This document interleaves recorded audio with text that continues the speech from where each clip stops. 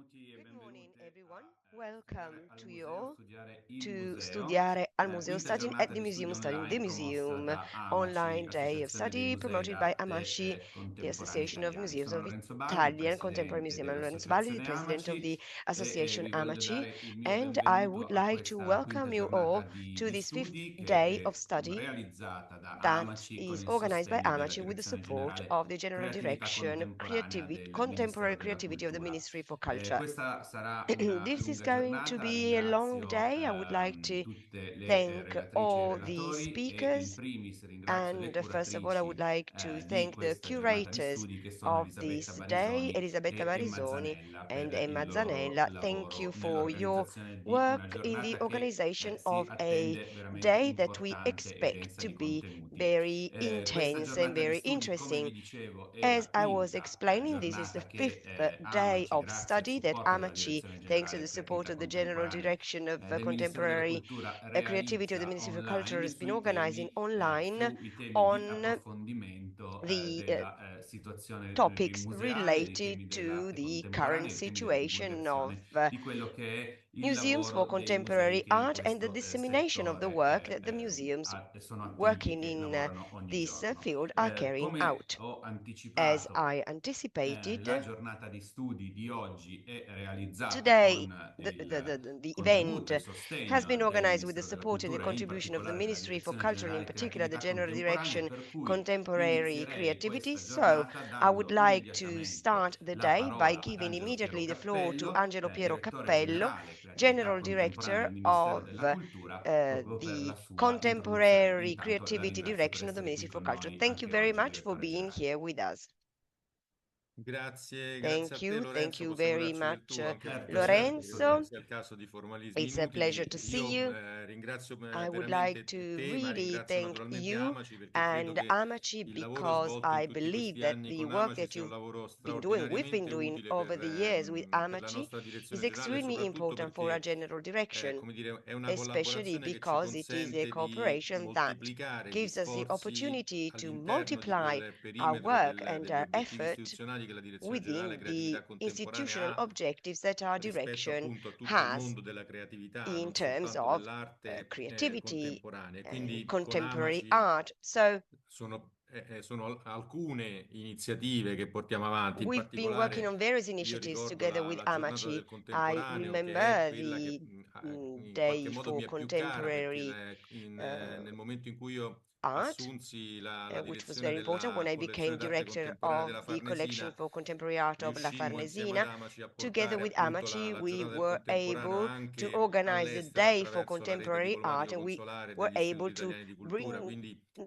export una it as well, storia thanks insomma to the di alcuni consulate. anni anche So, I quella mean, we've iniziativa. been L'altra iniziativa importante doing che la many Direzione important things Generale, per together. cui la Direzione There's Generale another Creatività initiative that Contemporanea our non può che ringraziare la collaborazione direction con has AMACI, è quella organized thanks to the cooperation dell'archivio with che AMACI, namely the è un Rama archivio Archive. preziosissimo It is perché a very ha più di valuable archive with more than 4.200 artisti, 4,200 artists, 12.620 opere, 21 12,600 musei works, che collaborano 21 appunto museums, ad which arricchire all in cooperate and progress help questo archivio. E poi ci enriching sono this archive. queste And giornate then che sono we ovviamente, organize these di cui come days dicevi of tu siamo study. giunti alla quinta It's edizione, sono now the fifth ovviamente edition.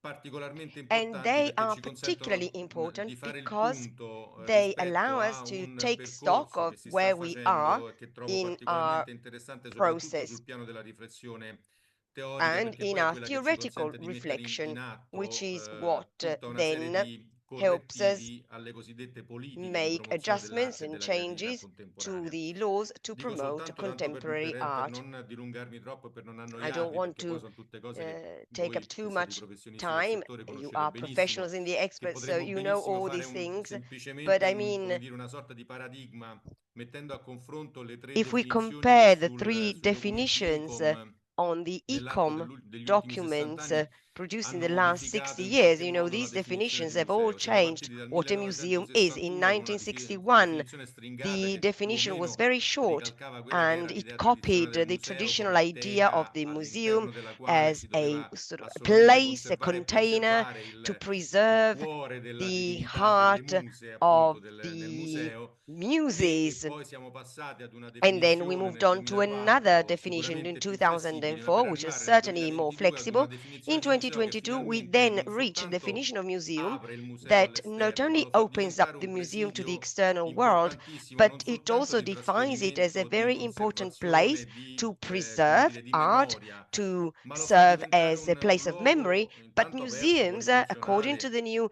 definition, is also an open e and sicuramente multidisciplinary place, multidisciplinare, ma lo fa a diventare un presidio di studio e di place that ricerca, also quindi aperto carries a quelle out istanze research. di So rinnovamento, di innovazione, that di entails sperimentazione, che all the sono concepts poi of experimentation, il cuore innovation, which are della the creatività heart of contemporanea. contemporary Io su questo creativity. dico soltanto Let due me just parole say a e few chiudo words on immediatamente this, and then lasciandole, I ovviamente will augurandogli buon lavoro close e una buona by giornata via wishing you voi, all a che very su questa successful base, day. cioè sulla base di Well, una on nuova the definizione del basis of a museo e di new quello che definition oggi of il museo museum può and of rappresentare, ma what tanto più museums quando can parliamo di represent arte today, contemporanea e di musei del even contemporaneo, more so perché when oggi il we museo del talk contemporaneo, about di tutto quello che museums è for creatività contemporary contemporanea, art and non è contemporary soltanto, appunto, come creativity. I dicevo, mean, it's not just la capacità a diacronica di museum is conservare not memoria, ma è a anche la place where capacità memory is sincronica preserved. di misurarsi con la Contemporary realtà, museums che also need sarà to be poi da able to have a lasciare dialogue ad una with the realtà ovviamente current artistica, da lasciare reality poi to ai posteri. then Su questa leave base, a cioè sulla base di un legacy museo to the così future. So, identificato, a mio avviso ci based sono on this proprio due definition of a filoni museum, I che think sono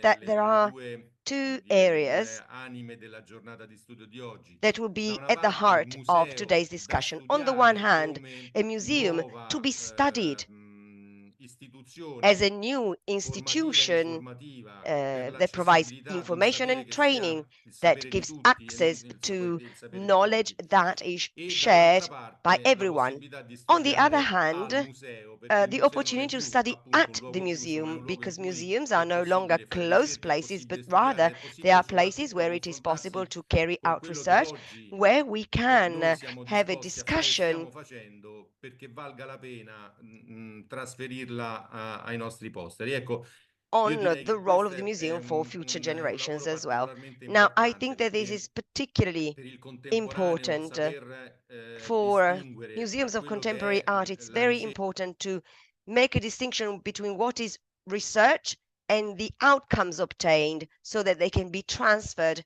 to future generations. I think this is essential so that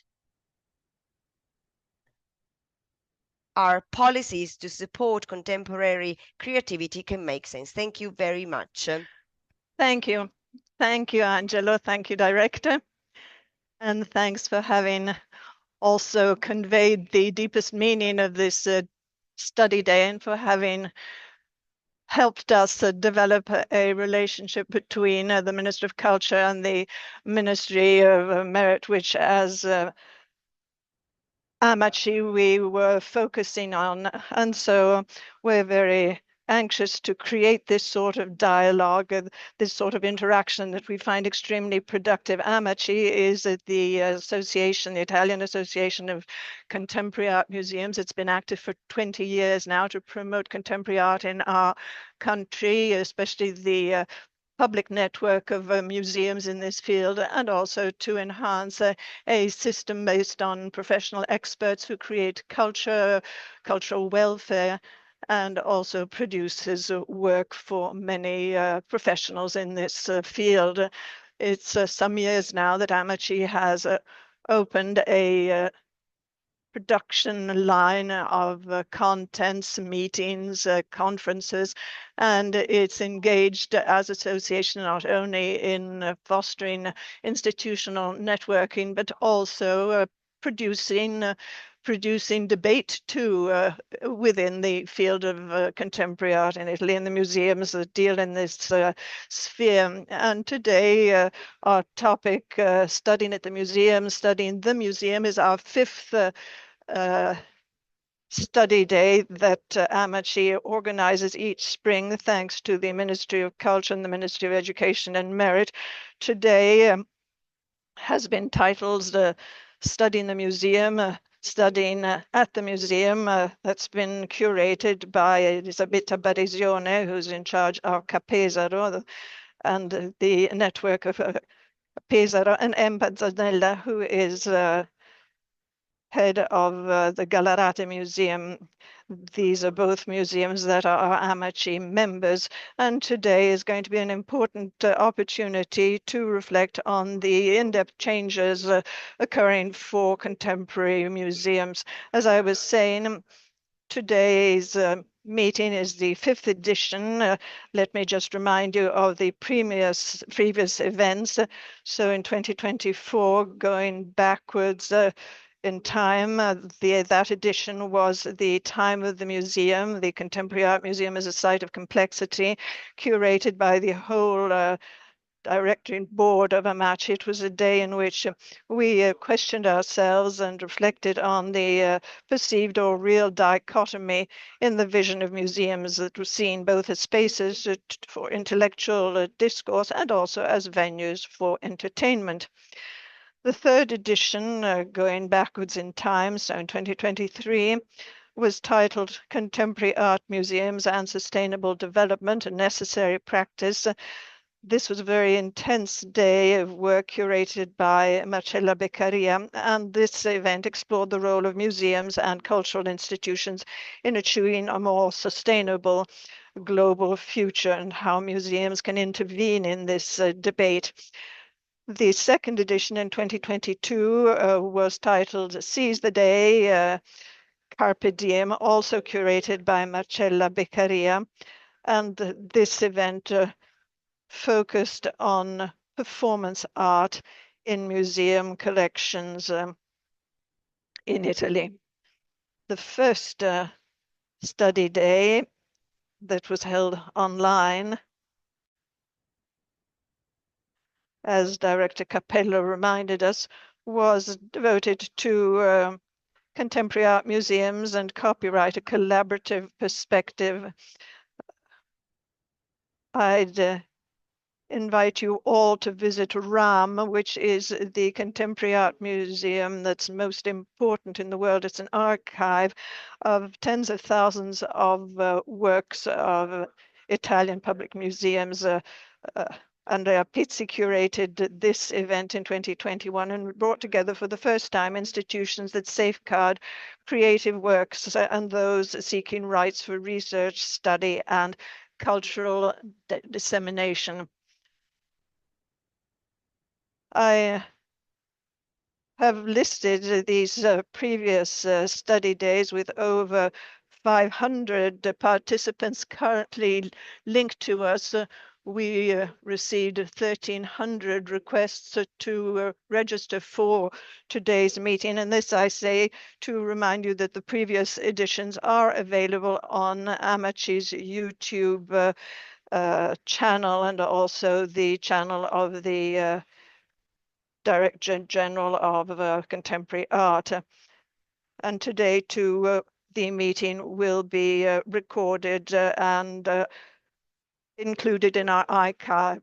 As you heard from Angelo Piero Capello, who is Director General of Contemporary Art Department, he welcomed us, and I now would like to say something about today's meeting that will be divided into 3 different sessions. The first will be the museum as an educational institution, the second session, the museum and the academic world, and the third session, the museum and the artists.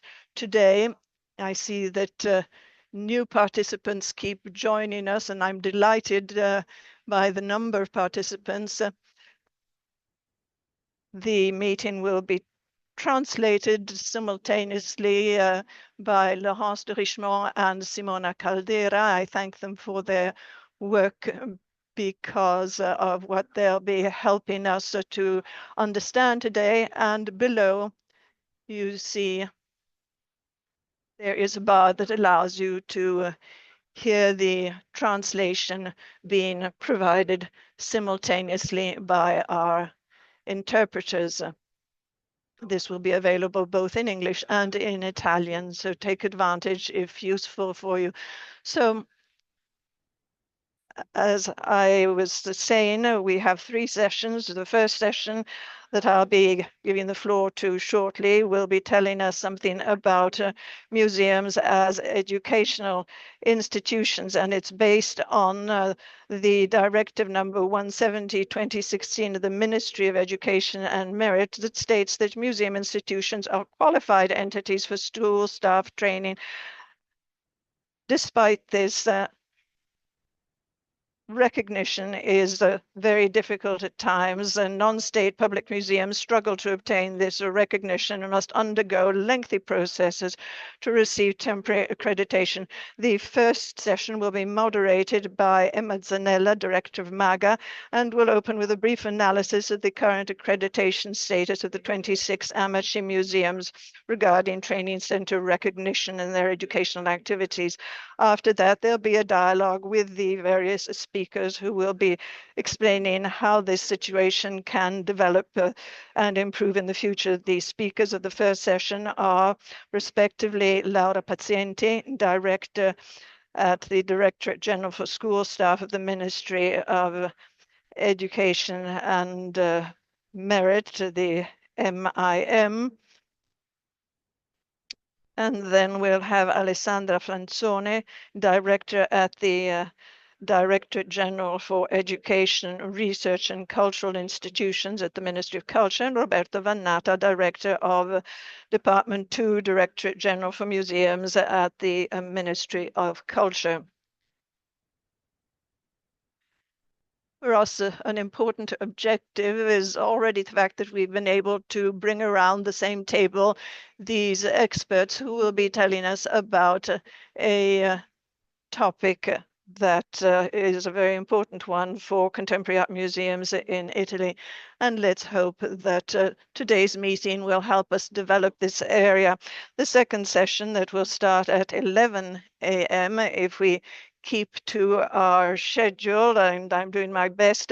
The second session will be titled The Museum and the Academic World. It will be moderated by the second curator of today's meeting, Elisabetta Barisoni, head of the museum area of the Fondazione Musei Civici in Venice, director of Capesaro and the Four Museums. So this session will explore the complex relationship between museums and research centers, starting from the AMACI museums, some of which have established dedicated departments that have been fostering extensive research, education, and training activities for decades now.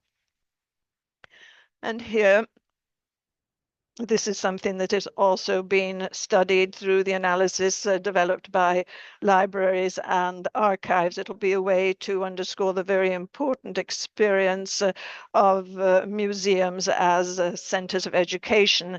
The speakers for this second session will include Irene Enrica Fallani, in charge of the Orientation Development Department and In-Depth Program Office of the MACSI, the National Museum of 21st Century Arts in Rome, Pierluigi Genovesi, in charge of the Movie Academy, the Fondazione Musei Civici in Venice, Francesco Tedeschi, Director of CRA IT, Research Center on Abstract Art in Italy, and Marcella Beccaria, Deputy Director of the Castello di Rivoli and head of the CRI Research Center of the Castello di Rivoli. And Marcella is also Vice President of AMACI.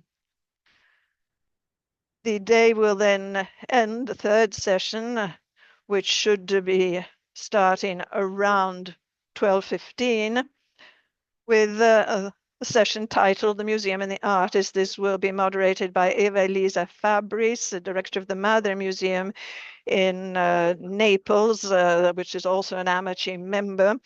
Here, the focus will be on artists who engage with museums, and not only to exhibit their works or publications, but also to expand their area of research, transforming museums into spaces for investigation and relational exchange, and therefore transforming museums from simple research to relational exchange venues.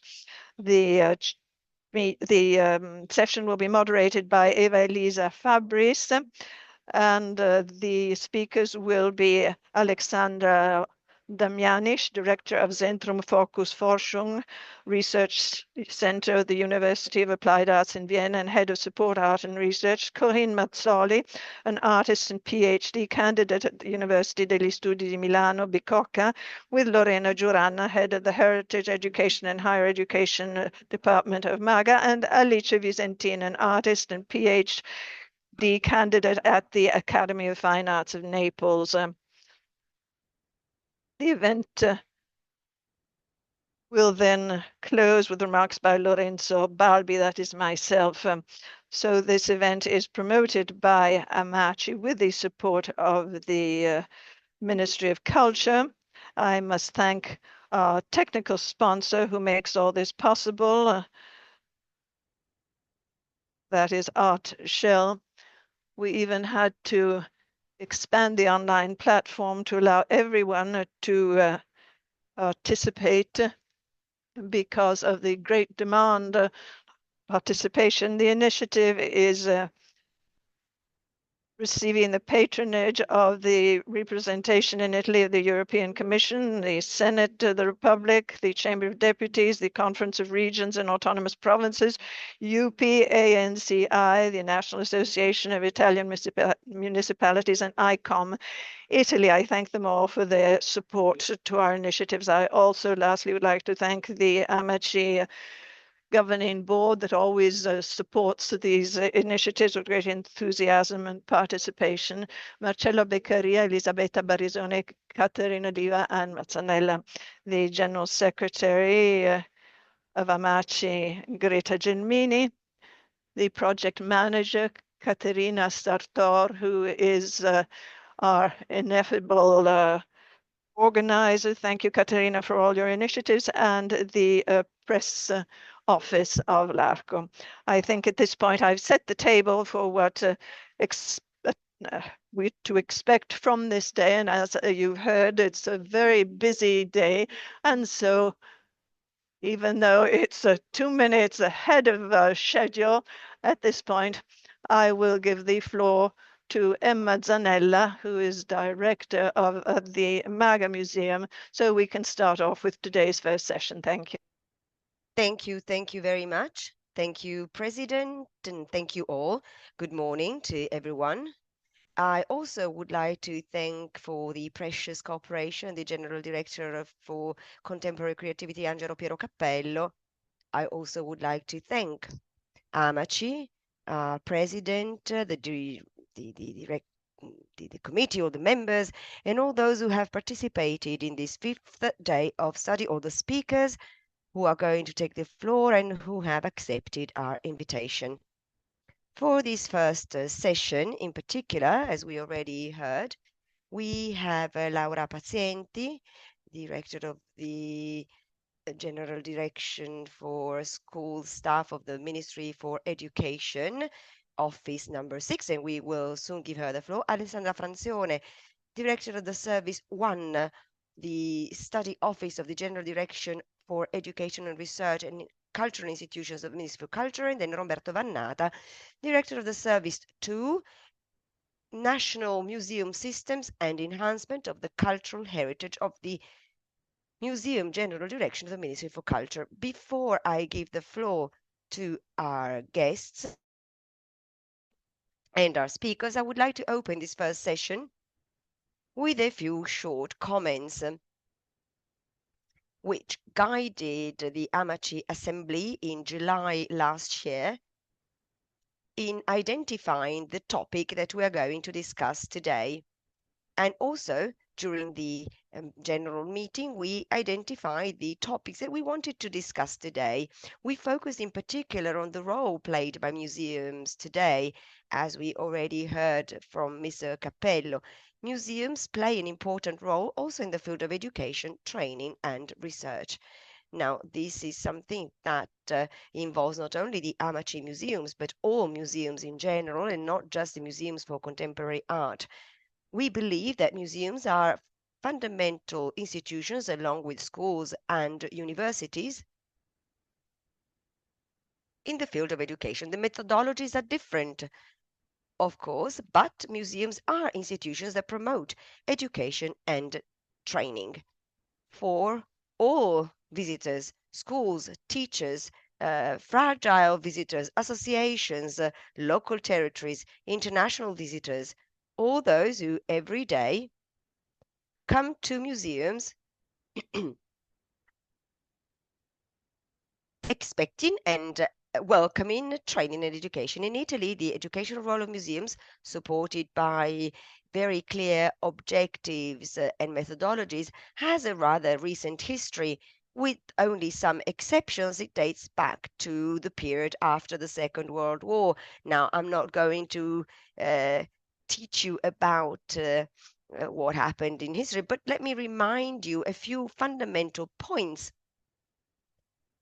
that triggered the focus on the educational role of museums. Let me just mention at the beginning of the 50s, the passion and the experience of people like Fernanda Vide, the Brera Museum of Parma Bucarelli, the National Museums in Rome. Just after the war, they put at the center of the role of museums the educational role for a wide audience, young people, children, families. They even opened educational exhibitions. Even then, both directors talked about moving from a museum that was only an archive to a museum that could be a school. I mean, this was just the beginning of what happened in Italy in terms of understanding the educational role of museums. Then in the 70s, Franco Russo, di Pinacoteca in Brera, was convinced that the audience was an active participant in the promotion and creation of art. Russoli called Bruno Munari to launch experimental workshops, which really set an example in terms of methodologies, not only in Milan. In the 80s and in the 90s, at the time we had the so-called teaching sections, the sezioni didattiche. They were the result of a specific legal provisions that already mentioned educational services provided by museums. Also, in particular, within museums for contemporary art and beyond, some project groups, some specific offices were set up, and they started to work permanently with schools. Now, this evolution was extremely important. Now we have educational department, training and research departments in museums. This was supported by the evolution of laws as well. Over time, our legal framework supports the educational role of museums. It acknowledges it as fundamental. We have a decree in 2001 on museum standards, and recently in 2018, quality standards were set by the law for museums and cultural places. Again, the educational role is acknowledged as a pillar, as a fundamental requirement for museums. We already heard from our president the directive of the Ministry for Education and Merit, number 170 of 2016. Then this also evolved, and we're going to ask Mrs. Pazienti to tell us more about it and to introduce this topic. Now, the 170 directive of 2016, museums for the first time are acknowledged as subjects that are qualified to provide training to school staff. Now, we started from these considerations, and for today's event, we've involved all 26 AMACI museums. We asked them to do a sort of self-assessment on their educational departments, what they do in terms of training and research, in order to take stock on some fundamental aspects, which are sort of the common thread, which then led us to today's event. During this session, we can say that all the AMACI museums support study, research activities. They all promote collections, temporary exhibitions, and special projects through departments which design and promote articulated educational training programs aimed at all sorts of audiences, students, teachers, associations, businesses, fragile visitors, the network of relationships is continuously growing, and this shows the complexity of the work carried out within museums. It also goes to show the complexity of the role of museums in our societies. As in the ECOM definition of 2022, museums collect, interpret, preserve, exhibit the material and intangible cultural heritage, but also through the educational departments, museums create a dialogue and relationships with all those that revolve around museums and with the audiences that we target. All AMACI museums have independent projects carried out by their departments, and we will hear it later from the next speakers. And despite the complexity, the width of the proposals, only some AMACI museums obtained the regional accreditation as training bodies. One is the MAXI from the Lazio region and AMEC from the Lombardy region. Almost all our museums have an accreditation for the training of teachers through schools and universities. So they carry out important activities in partnership to support training projects. Only one museum is part of the Plan for Arts, the MAGA. No AMACI museums for the moment has obtained the national accreditation as a training body. And this is why the issue of the accreditation is something that is very dear for us, because our daily work, what we do on a daily basis, must be reliant on relationships with different ministries. We need updates in the law, and this is why we launched our day of study with the cooperation of the three involved ministries. And that's why now I invite Laura Pazienti, the director of Office 6. I would like to thank her very much for the attention that she showed in these days, as she works on the training for school staff, the training of school directors, and accreditation of the institutions of the General Direction for School Staff of the Ministry for Education and Merit. So I kindly invite Laura Pazienti to make her presentation to all of us on the complex world of education, and she can explain where we are in the relationships between museums as training centers and the Ministry for Education and Merit. Thank you very much. I can see you online. You have the floor. Thank you. Thank you, Dr. Zanella, for your kind invitation. I also thank AMACI and its president for having asked me to take part in this very interesting study day. We at the ministry are very well acquainted with AMACI and its work and with many of the museums that are its members. Now, before talking about the bureaucratic situation that's going to be a little dry, unfortunately, in recent years, especially during the last 2 years, and especially in the post-COVID period, schools as educational journeys have truly embraced the educational paths of museums. That is, there are very many offers that have become part of the school's educational programs, and they no longer are circumscribed to certain schools, but have become something of a habit within the educational journey of young people, especially in the primary and early secondary classes. And we've seen a great growth of school staff in these areas, and the primary schools are taking part in inclusive activities that museums now are creating with the partnership with schools themselves, and specifically with schools that specifically work in the field of training. So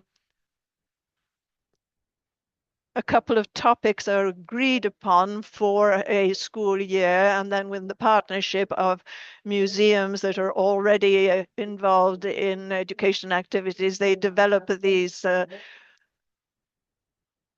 themes with particular attention to inclusion. We started these programs with tactile sensorial museums, as they're called, because we thought that in some way this might be one of the few ways to engage children in a more direct and less abstract way. And schools where there might be questions of disability, for instance. And this has evolved greatly. And over a couple of years, there's been a great increase in the number of requests for partnerships with the museums or the museums that already had educational departments. And there was a special attention given to certain topics. So not just a question of a question of inclusion, not just a school outing to a museum, but something more specific, especially for contemporary museums that might get children used to, especially children who are in an evolutionary stage around adolescence, get children used to seeing museums as a place in which they can study, they can live, a place in which they can be themselves and learn how to become acquainted with one's emotions, develop one's emotions. And clearly the ministry responded a little more slowly, obviously, with a number of rules. Accreditation, qualification are the three channels for accreditation. We call it accreditation in general terms, but these are three different procedures, actually. These are the forms through which one can actually recognize on the part of the ministry of the validity of these programs that are then put on the Sophia platform, which is the platform that gives a restitution of the platforms that are offered to and by the schools on the basis of partnerships, as Dr. Zanella was saying earlier. Now, I can underscore a number of recent changes. We're in a situation of work in progress. The ministry is changing somewhat the directive that from 2016 to date has become not sufficiently comprehensive for all requests, especially during the last years of the post-COVID years. The delivery of online courses that wasn't possible, but now it's become a very strong communication channel, and also to expand some of the parts that are not included in the directive, but which have emerged over time. For instance, including other entities or considering as qualified entities that can be a very powerful resource that are already very powerful now as we see them. And so Directive 170 of 2016, which is the one we've worked with so far, has been replaced by Directive 250 that was issued in 2023. So Directive 250 2023 replaces Directive 170, but this year, because of the 25-26 school year, we have a vacancy period in which the new directive under Article 7 issues has been Article 6 says that it's a further decree of the ministry that will issue further timing and details that will regulate the accreditation of qualification and recognition of individual courses. And therefore, Directive 258, which is now published and online on the Sophia platform, has actually not been completed, and we're waiting for this decree to be issued. So as soon as indications are ready, they will be made public and disseminated through the Sophia platform. Museum institutions have often, until they were correctly guided, have sort of slid over the part of qualifying for these criteria. Since we don't know, since the museum institution, unless it's in the list supplied by the Ministry of Culture, we don't know whether it's officially acknowledged as a museum institution, because anyone can come and say, I'm a museum association. So we don't govern the process that requests accreditation. That is, if a museum institution asks for accreditation, we have to go through the accreditation process. But to enter as an institution that requires accreditation is a much more complex procedure and requires the verification before one starts one activity. After the National Technical Committee has given its opinion, there's a verification on the part of the regional school institution where the official headquarters of the association is ordered. When instead one passes from the other procedure that a number of museums have already followed because they're officially recognized museums, then the situation is different. That is, one doesn't ask the qualified institution that can institutionally a body that provides education and training like university. I mean, a museum supplies a culture, but not education. But culture is a training, and so it automatically is part of the qualified entities. One don't ask this entity to follow the same accreditation program. The institution just has to prove that it's a museum institution. It is per se qualified and asks the administration to be habilitated. This department then recognizes its qualification without the museum institution having to go through the whole accreditation process that requires previous events, future events, 20-hour initiatives. I mean, it's a very complex procedure.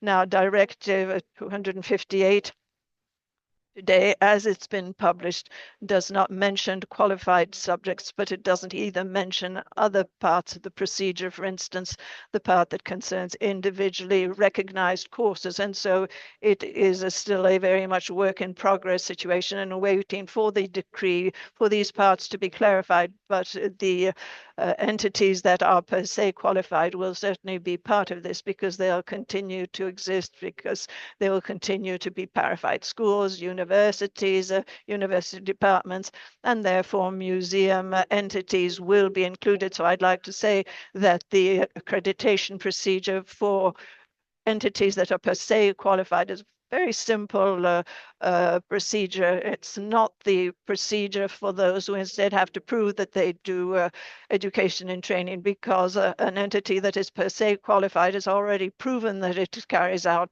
training, and that's why museums are in this list. And so even though we're still waiting for the new decree to be issued and approved, it certainly is a situation that will be maintained, because we still have entities that are per se qualified and will have to follow this procedure. We currently, within the Sophia platform, have 33 museum institutions that are regularly recognized.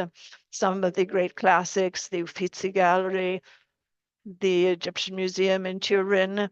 Many instead have become qualified over the last 2 years, and I know this because since I'm the person who provides this qualification, I do have a good visual memory of the requests, and some museum institutions instead have preferred to, in any event, ask for the accreditation procedure, have applied for this.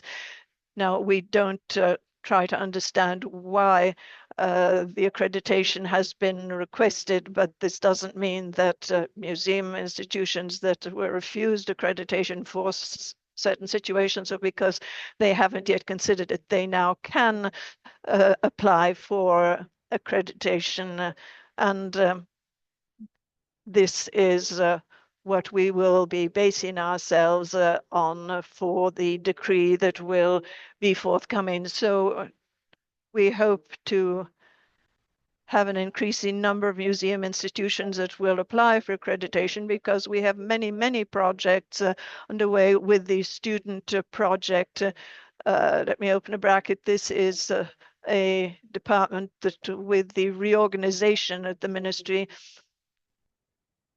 the general system of the education system evaluation will be reconsidered, focusing on content rather than staff administration, which is very administrative per se and has to do with recruitment and contracts. Instead, the whole issue of training and education is based very much on contents and on the value of the procedures that will lead these programs to be activated. And that's why this department has received the charge of this qualification procedure.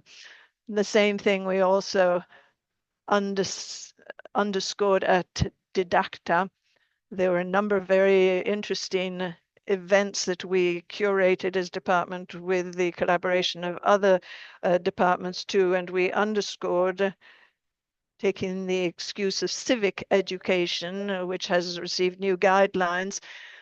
We've worked on programs with contemporary museums because we worked on social behavior, so civic education through the social behavior of classic and contemporary artwork. And instead of working on traditional systems, we're trying to include digital and AI elements. I don't know whether I've been clear about the regulatory aspects that are always very dry, but anyway, accreditation processes, I just wanted to say, are not as complicated as sometimes they see. In any event, I am available to all of the AMACI organization and its member museums, and I thank you again.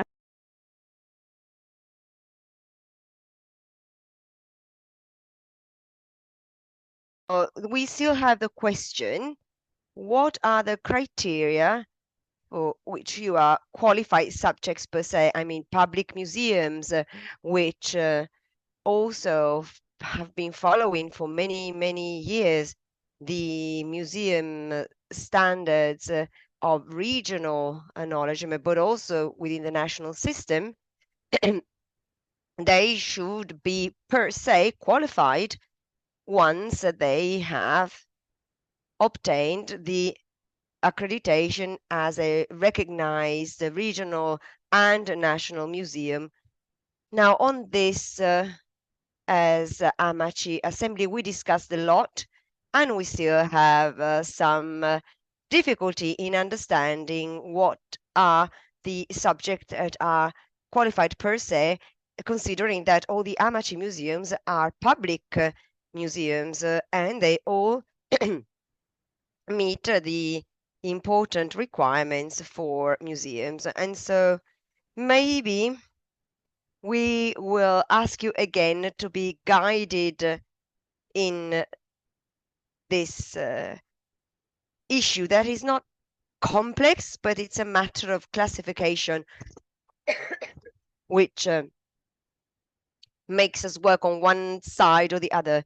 But anyway, individual museums, if they need you, I'm sure they will get in contact. Thank you very much for your presentation. Now I would like to give the floor to Mrs. Franzone, Alessandra Franzone, Director of Service 1, the Study Office. Now, the issue of education and training in the field of cultural goods is key also for the General Direction on Education, Research and Cultural Institutes of the Ministry for Culture, which coordinates, among many other things, also the Center for Educational Services, created to support Eric in the National Program for Education to the Cultural Heritage and in the coordination of the National Network of Educational Services in the Places of Culture.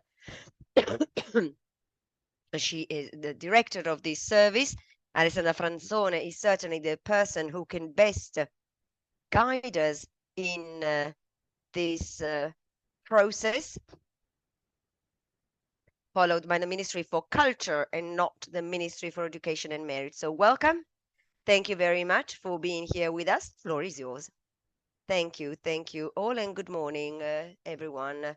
I am extremely happy to be part of this day promoted by the General Direction, Contemporary Creativity of the Ministry, AMACI, and excellent institutions in contemporary art research.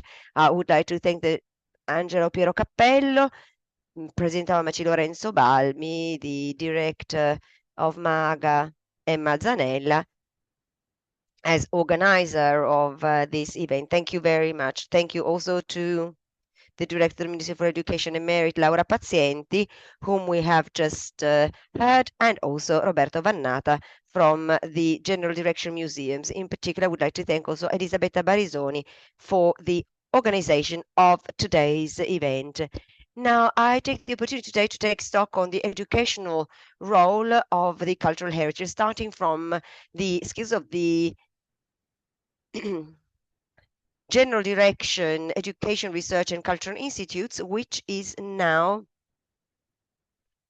nearing the end of its term after the organization of the ministry.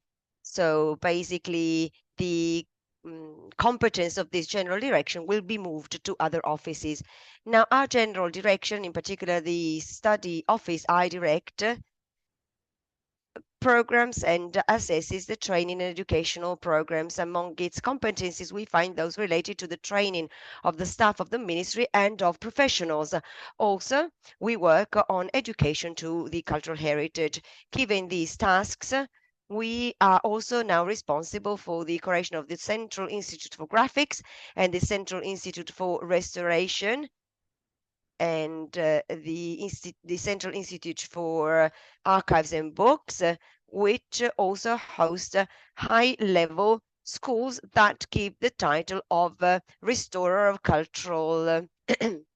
So these functions of coordination and vigilance will now be redefined in the context of the reorganization of the administration.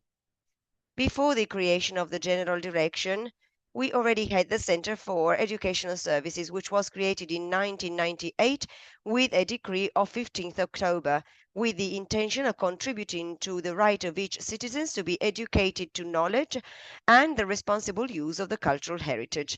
The Center is the first implementation in Italy of the Recommendation number 5 of 1998 of the European Council and the Member States. The invitation was to develop the activity of education to heritage targeted in particular to the youngest users. For the General Direction, the Center defined the guidelines in terms of education to the cultural heritage, and it also promotes initiatives in favor of accessibility, participation, intercultural dialogue, and fight against educational poverty and social exclusion. The mission of the center is the coordination of the educational services of the state, and they're working in a network in line with Article 118 and 119 of the Code of Cultural Goods, as per Decree 42 of the 22nd of January 2004 and following amendments. based on the relationships, which is basically a permanent organization to promote local territories and their culture. The aim is to organize projects within and outside the places of culture. The network of educational services also creates a system of cooperation that is spread throughout the Italian territory. It works in cooperation with the agencies for education and with other local institutions.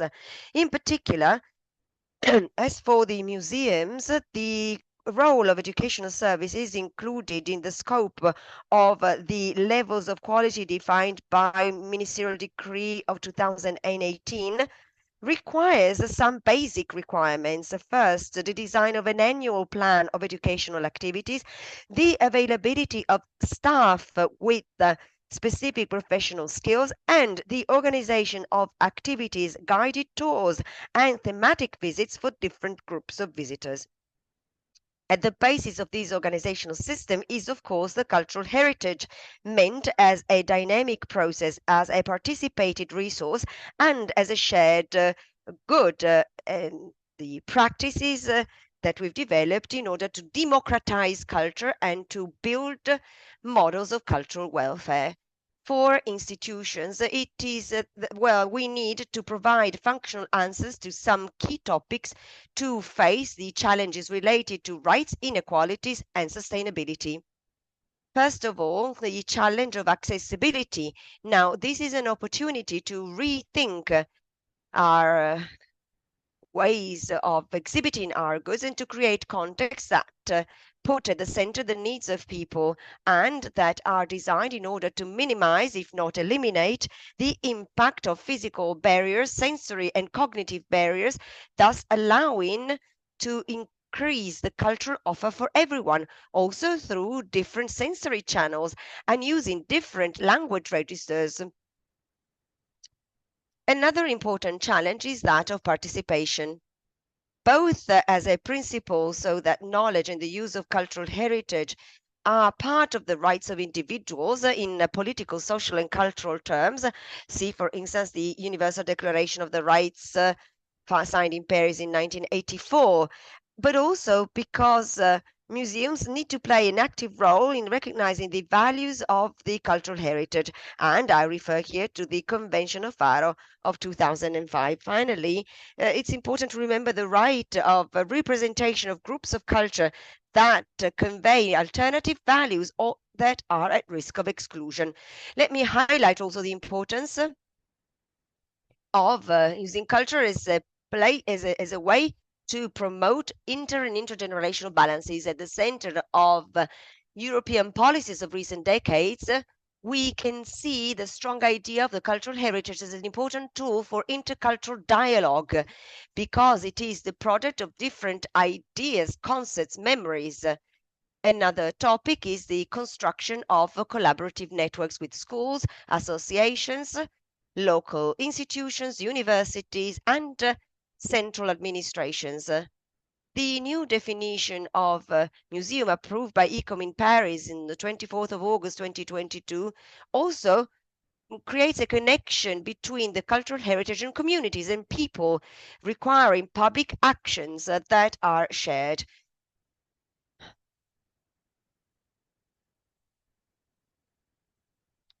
Another aim is that of conveying the identity values of a community, putting at the center of its actions the individual as a single individual, but also as part of a community.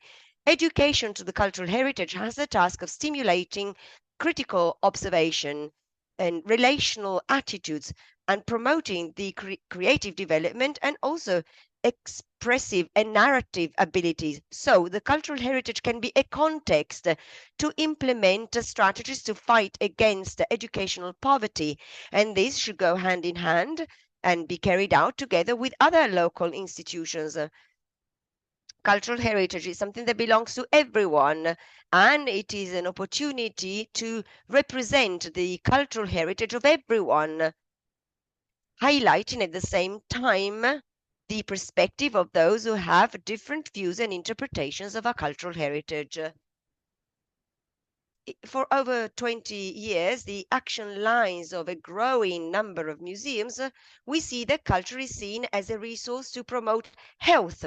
And we have all become aware that participating in activities, cultural events, well, it has an impact on the psychological well-being of people, including mental health.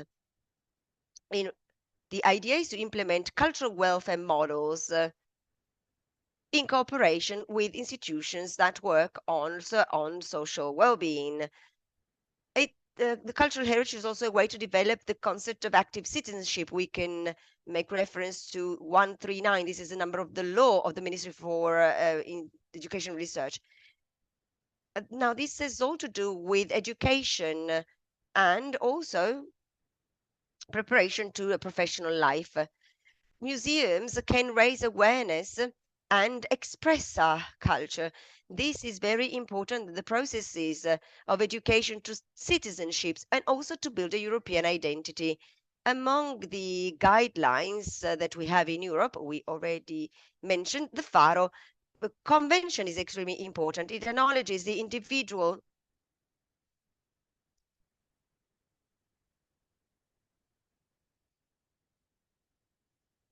I'm sorry, I'll try and I don't want to go over time, so I'll try and be a little bit slow. As I was saying, I was mentioning the Faro Convention, which acknowledges the individual right and the collective right to cultural heritage, and also its role as a strategic resource for the construction of cohesive societies, democratic societies, and also sustainable societies that can promote the human development and the quality of life through the adoption of governance models that are innovative and that are able to involve different social actors in the processes of identification, interpretation, and protection of the cultural heritage. Now, the strategic vision of the ministry mirrors it with the definition, starting from 2015, of the National Plan for the Education to the Cultural Heritage. In the last version of this plan, 2021, through the identification of general goals and strategic axes such as accessibility, cohesion, innovation, creativity, cooperation, and subsidiarity, the plan aims at promoting the consolidation of collaborative networks. It also aims at promoting the development of processes to acquire, analyze, and disseminate data, both qualitative and quantitative, but most importantly, the plan channels education to cultural heritage towards through social responsibility and participation. The general direction in 2022 also created this document on infancy and adolescence, notes for a shared education towards community heritage. Now, this is a document written together with Arce, and it focuses on the importance of involving in a context of shared actions within educating communities, also cultural institutions, training institutions, and civil society, with the goal of fighting against exclusion, social discomfort, educational poverty, and also it is important to acknowledge the role of the youngest in the regeneration and transmission of the cultural heritage. The progressive transformation of the social role of the museum as a place to preserve collections to now a center for interpretation. It's now an institution that promotes inclusion and sustainability.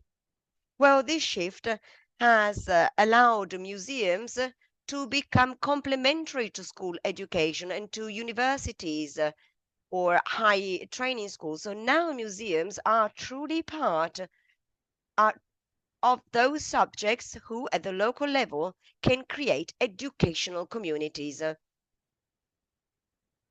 In our new guidelines of 2025 for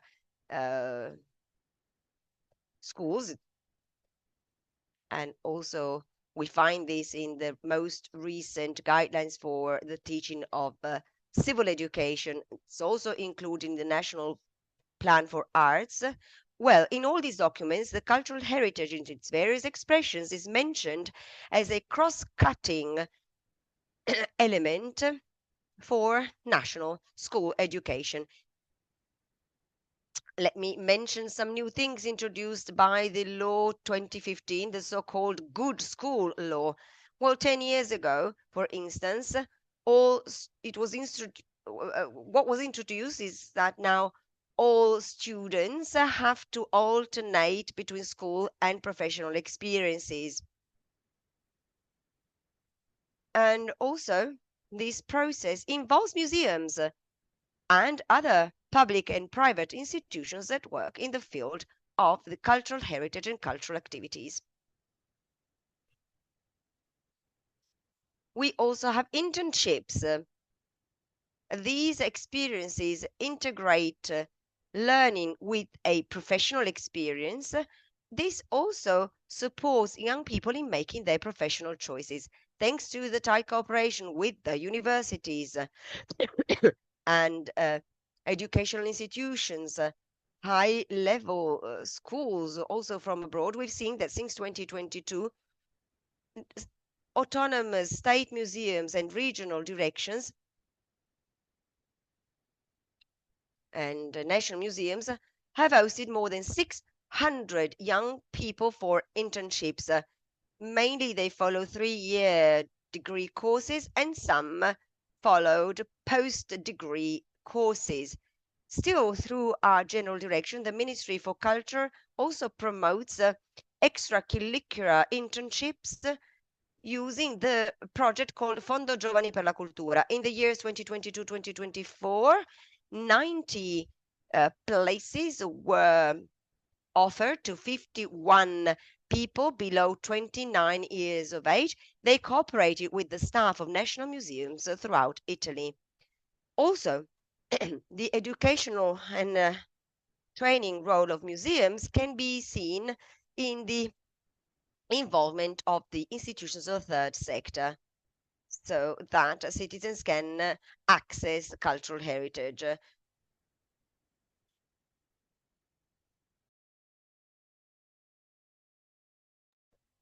The idea is to create subsidiary civil activities. The idea is to have a cooperation between public institutions and local associations. I can make the example of the Royal Museums of Turin. In 2024, they committed to organizing a co-design for training courses and professional refresher courses on the visual thinking strategies aimed at different users, together with a private institution. Local alliances are being built to tackle the challenges related to economic, social, and cultural development of local territories. Thinking of those goals, a few days ago at our seat, we presented the recommendations on the museum networks. This is a document written in the context of the fourth cycle of Musei in Corso. This is a training initiative launched in 2020 and devoted to the museum system of a country, promoted by the General Direction Museums in cooperation with our General Direction and with the National School of Cultural Heritage and Cultural Activities.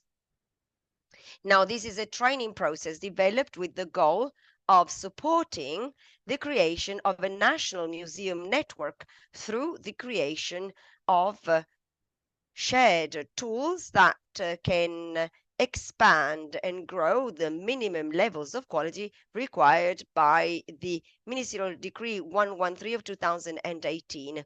Also, when it comes to educational services, I'm not going to dwell too much on this topic, but I take the opportunity, going back also to the presentation of the previous speaker, to make a proposal which of course needs to be shared with other colleagues and the representatives of the Ministry for Education and Merit.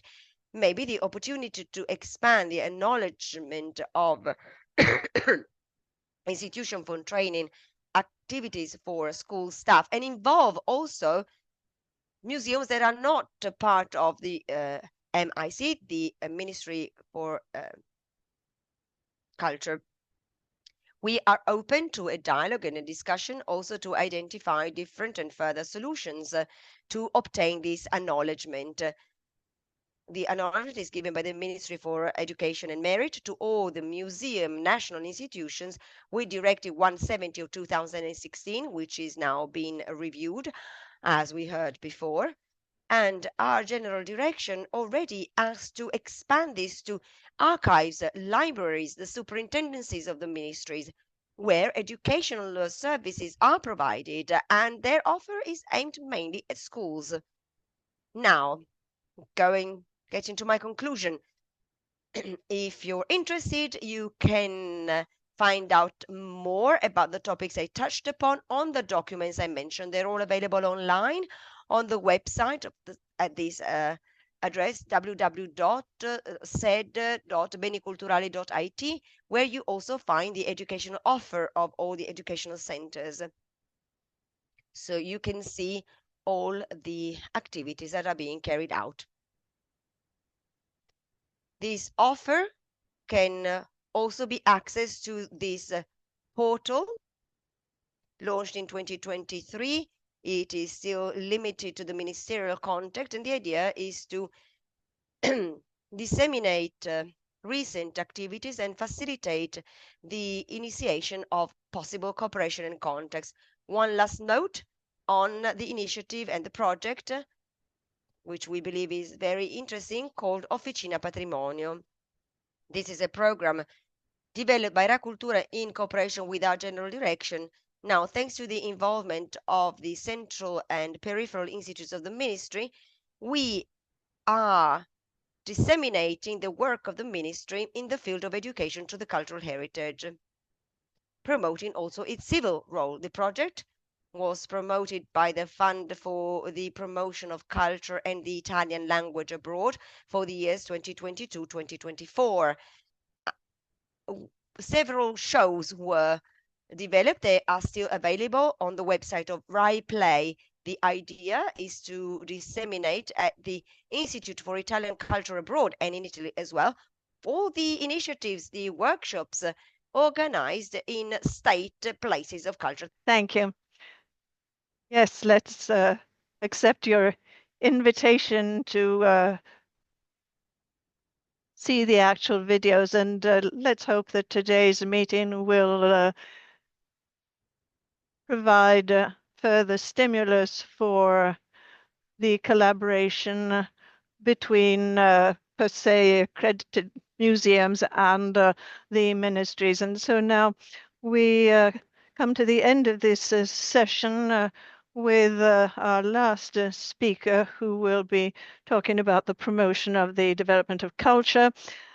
And we'll now give the floor to Roberto Vannata, who is director of the second department at the Directorate General for Museums at the Ministry of Culture. We thank him for his presence and give him the floor because we really are running a little late. Thank you, Nella. I'll try to keep it very brief. Let me thank AMACI and the Department of Cultural Creativity. I thank you for being able to take part in this meeting.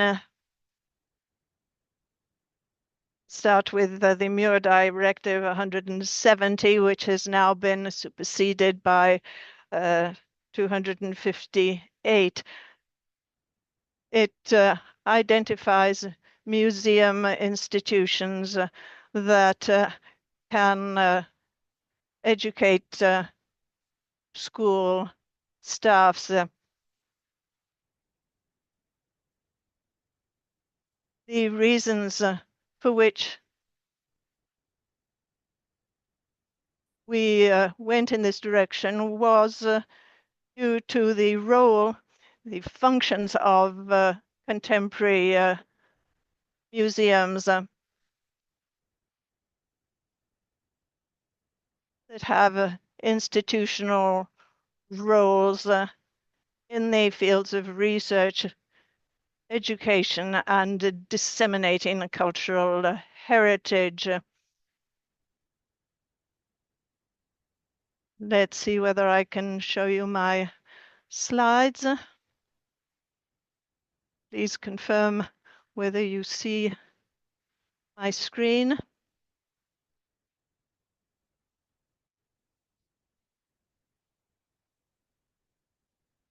From the regulatory and sub-regulatory framework, the first element to point out is the definition of ICOM, the 2022 ICOM definition of the museum, where there are some key words that help us understand the guidelines of Directive 170. So a museum is a permanent institution, a non-profit serving society that carries out research, collects, preserves, interprets, and exhibits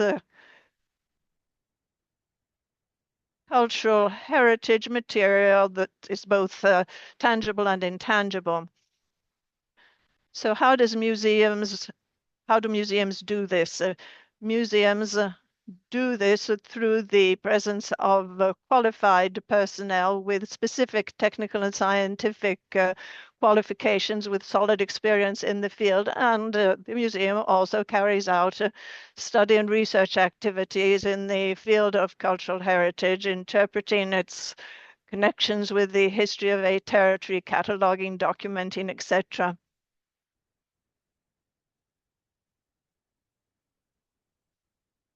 It also carries out educational activities, as already explained by Mrs. Franzone. So educational visits, workshops, cultural mediation, professional sandwich activities. And from a regulatory standpoint,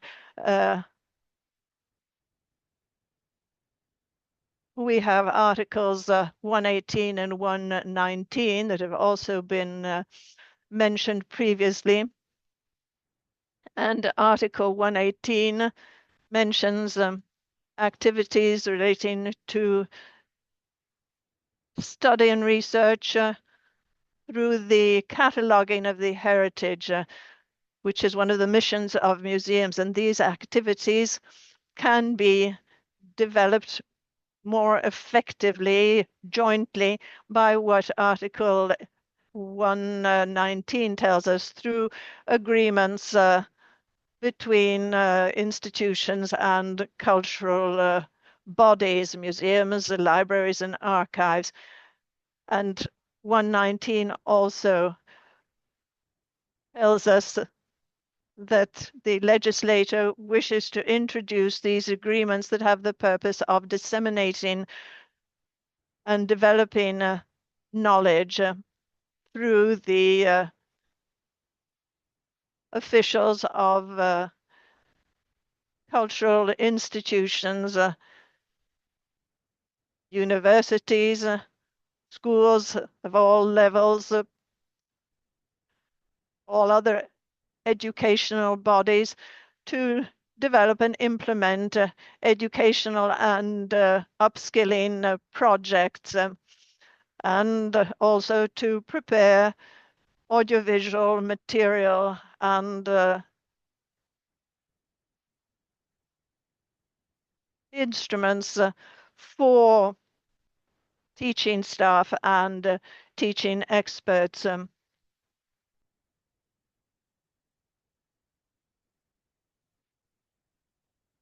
And the programs, materials, and aids must take into account the specificity of the training institution and any particular needs of persons with disabilities. As far the National Museum system is concerned, here too we have a tool that, following what Mrs. Franzone said, can be a key tool to implement this line of action. That is, museums can be trainers for school staff. I'd imagine you're acquainted with our project that started in 2018, Directive 113, that wishes to network the almost 5,000 museums and institutions of culture in Italy. They can be public, whether state or not, and private, in order to improve the accessibility and sustainable management of our cultural heritage. This system is based on an accreditation system based on recognition of quality and on constant and progressive improvement processes. The so-called LUQVs are the instruments through which the National Museum system is implemented.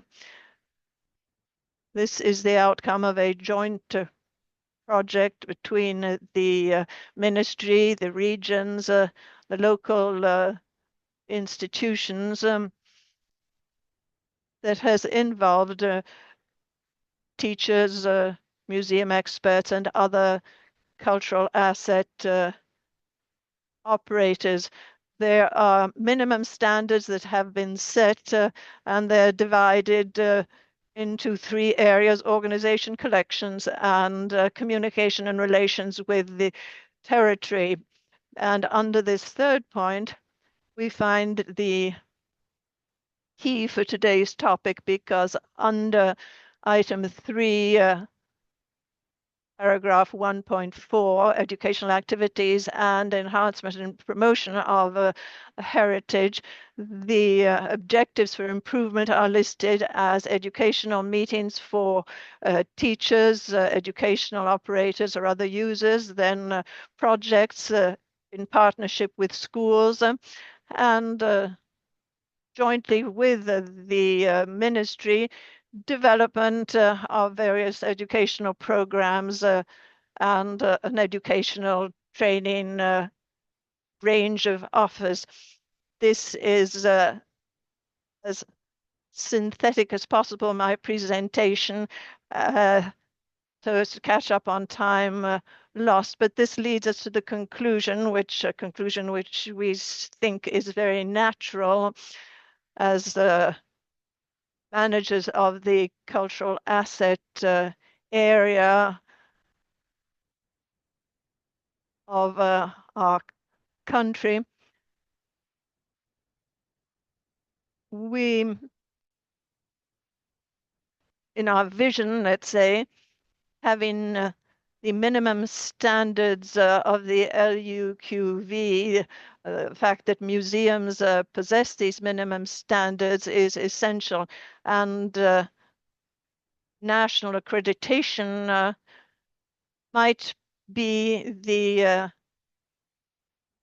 process to allow museums to acquire accreditation and recognition to provide education to educational staff, to teachers, teaching personnel, or other users.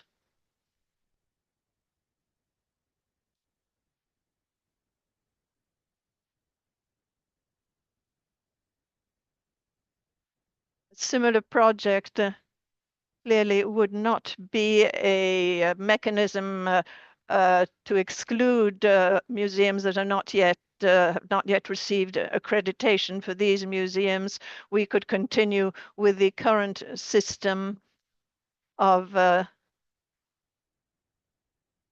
qualification, or one could find, for the museums that have not received accreditation, one could find a specific program and further accreditation procedures. This would additionally allow us, and this is my personal interest, obviously, it would allow institutions to have an additional incentive to acquire the quality levels required to receive accreditation. There obviously are several incentives that we're also fielding in recent years. The Italian Museum platform is the best example of this. And let me close by saying, add that within the same framework, we could also undertake synergies between the various administrative institutions, programs that promote educational activities focused on school staff in specific areas that might relate to digital communication of museums, and also expressive languages like sustainability, accessibility, for instance, that are becoming very mainstream, also based on the National Plan for Recovery and Resilience, and should be seen as part of the overall reform of the national education reform. I hope I've kept to the time I was allocated. Thank you very much. Now, I think that this morning we've come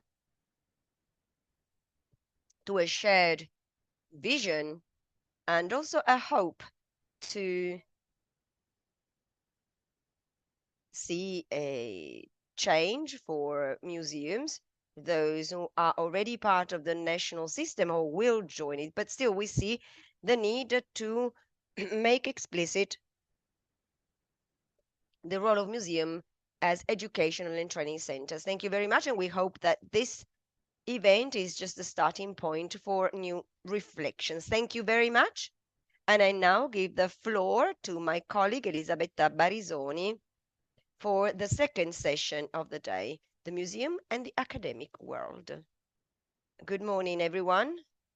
Thank you to Mazzanella and thank you to the previous speakers.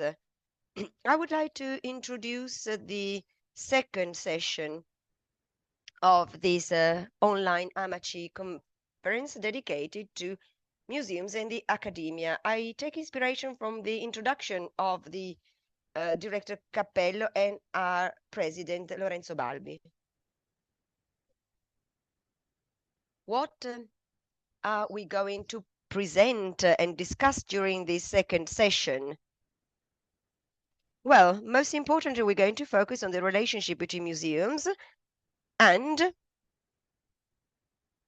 the world of academia, meant as research centers, universities, the academies of fine arts, all the world that revolves around museums and that works in parallel with the museums, as we already heard from the representatives of the Ministries and Mazzanella.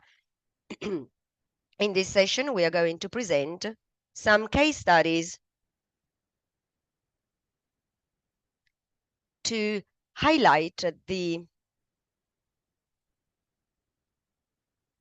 cooperation, the intertwining of activities of museums and also some activities of the institutional world. We've invited to the second session, I will briefly introduce the speakers who will take the floor presenting their respective case studies. So we're going to have Irene De Vico Fallani, head of the Department of the Development Department and Program Office of MACSI, Pietro Luigi Genovese, head of Move Academy for the Foundation of Civic Museums in Venice. I belong to it too. And then Francesco Tedeschi, the director of CRAIT, the Center of Research on Abstract Art in Italy, from the Catholic University of Milan. And Marcella Beccaria, member of the Directive Board of AMACI, but also Deputy Director of the Castle of Rivoli Museum of Contemporary Art, Head Curator of the Collections of the Castle, and Head of CRRI, the Center of Research of the Museums. Now, these case studies are going to touch upon two main topics. First, museums are research centers providing services, and it is at the service of the collectivity and the world of academia to organize different types of which, as I said before, are courses, conferences, workshops, etc. Museums are providers of training. And also we look at museums as research centers. We've identified some case studies to understand the state of the art and to see what institutions and what museums have already activated some research centers. In some cases, these research centers are acknowledged by the Ministry of Education and Research. In other cases, these are de facto research centers. They are not acknowledged, but they do work at the local level in synergy with the academia. Francesco Tedeschi will give voice to the academic world, universities, the academies of fine arts, but let's say institutes of high-level education. The world of academia, which of course is also a research center. Now, the second aspect that this panel will touch upon is the role of museums as proactive promoters of training. And we will delve in particular on museums as objects of study. With the assembly of AMACI, we often wondered and we discussed that the national scenario has evolved a lot. AMACI has been working for 20 years. A lot has changed over this period of time in the landscape of contemporary art. The perception of contemporary art has also changed in Italy and also in dedicated courses of study. Often, when we started to study at the academia or in universities, at the time, there were no courses dedicated, for instance, to the economy and management of art, or the promotion, or the marketing of arts, or social media. We didn't have any of that. And instead, now these are fundamental topics also in academia. So we are going to look at the relationship that museums currently have as subjects and objects of PhD research or degree dissertations. So we become objects of study as well. I can make a few examples. The explosion of social media, and also this stirred interest in how museums are perceived. Do they have a dedicated office to social media? Now we do, but it wasn't the case a few years ago. The public of museums, how has that changed too, before and after the pandemic? More recently, we all had to answer questions or research on AI. So these are the two areas that we're going to explore. Museums as a center of research, providers of research, and at the same time, museums as object of research. Now I give the floor to the first speaker today, who will present the case of Maxi in Rome, Irene De Vico Fallani. And then I will introduce the next speakers. Thank you very much. Good morning. I'd like to thank AMACI and the General Directorate for Contemporary Creativity specifically Mrs. Barizioni and Zanella for this interesting meeting. In the time I have available, I'll be presenting the work of our department at AMACI that I've been head of since 2022, and it's an expression of the physiological evolution of a contemporary museum that not only has an exhibition and conservation role, but also carries out research. The department that has changed over time. It's also changed name to meet different requirements. It was created in 2016 with the goal of formalizing the activities carried out within the museum as part of learning knowledge, which means not just the cognitive sphere, but also the experiential and emotional spheres, and this through participatory and active involvement of audiences that, as I'll be explaining, are very different. We have various departments. We have the education department that also includes PCTO program, the public engagement department, a public program department, and this both in the Rome premises and also those of L'Aquila. There's also a library department. In 2024, the education department was created. Was a department that had the purpose of mediating the contents of art, architecture, and contemporary photography. Actually, during the last year, it extended its horizons to design as well, because we inaugurated last year a new section that focuses on design, and this was done for different audiences, schools, children, and families. And with them, they created experiences based on learning and play, workshops, museum visits, various teaching aids made available for visits, and every activity, every project has been conceived to enhance transdisciplinary dialogue, and especially, as we were saying, to do this for audiences of different ages. And then this year, we inaugurated a new program, a new range of offerings called Spazio in Spazio. It's a cycle of workshops for families with children from birth to 5 years of age.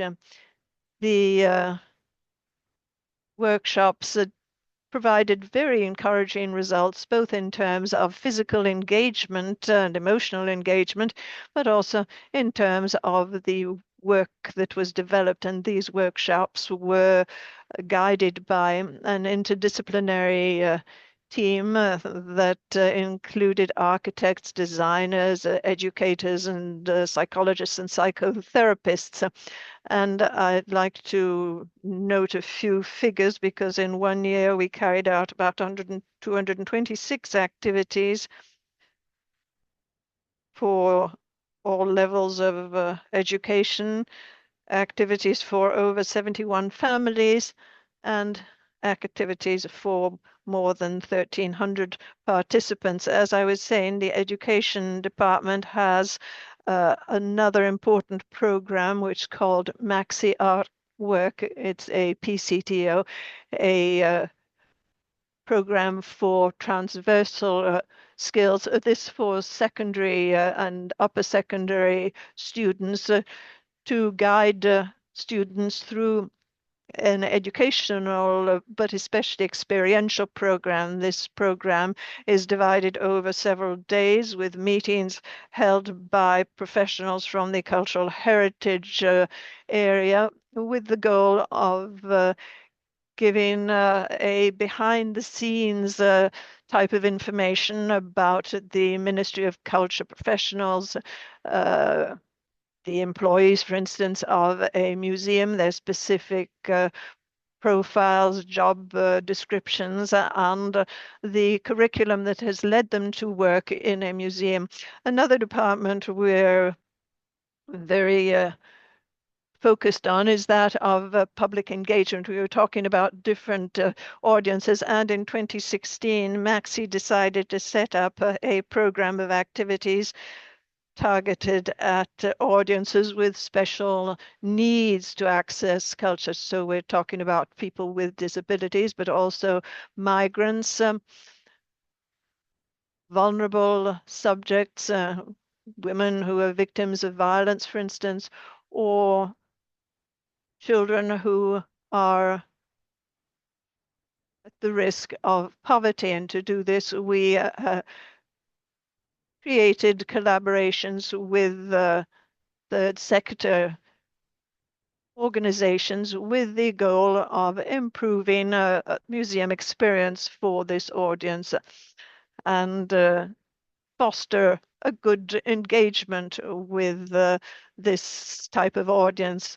In this case, the AMACI staff dealing with these projects continues to develop specific professional expertise with the sign language, braille, and AI technology, which all have the purpose of supporting audiences having these special needs. In 2017, instead, we created the training department that is in contact with foreign and Italian training departments and promotes courses that can be co-produced with other institutions, universities, research institutions. It also organizes meetings, seminars, it signs agreements with the universities and also works to create internships with Italian and foreign university students. It also supports research students who work at AMACI and who come to us to consult our archive and library that I'll be telling you more about later. But amongst the most initiatives developed by this department, there's the AMACI Know-How program. It's an advanced education program for the experts who require increasing levels of competence. So curatorship, setting up exhibitions, digital communication, preservation of contemporary works, but also cultural marketing. There's also a course on publishing and on curating architectural archives. These lectures are provided by experts. One passes from the analysis of case studies to laboratories to experience what was provided theoretically. The participants are selected amongst the best candidates who apply through an open call for each of the courses with the goal of creating multidisciplinary groups that can then meet and work together on individual projects. Here too, let me give you some figures. In 6 years, we developed more than 34 advanced courses, 5 workshops. Relationship between city and culture was one of them, and over 45 conventions were signed with Italian and foreign universities.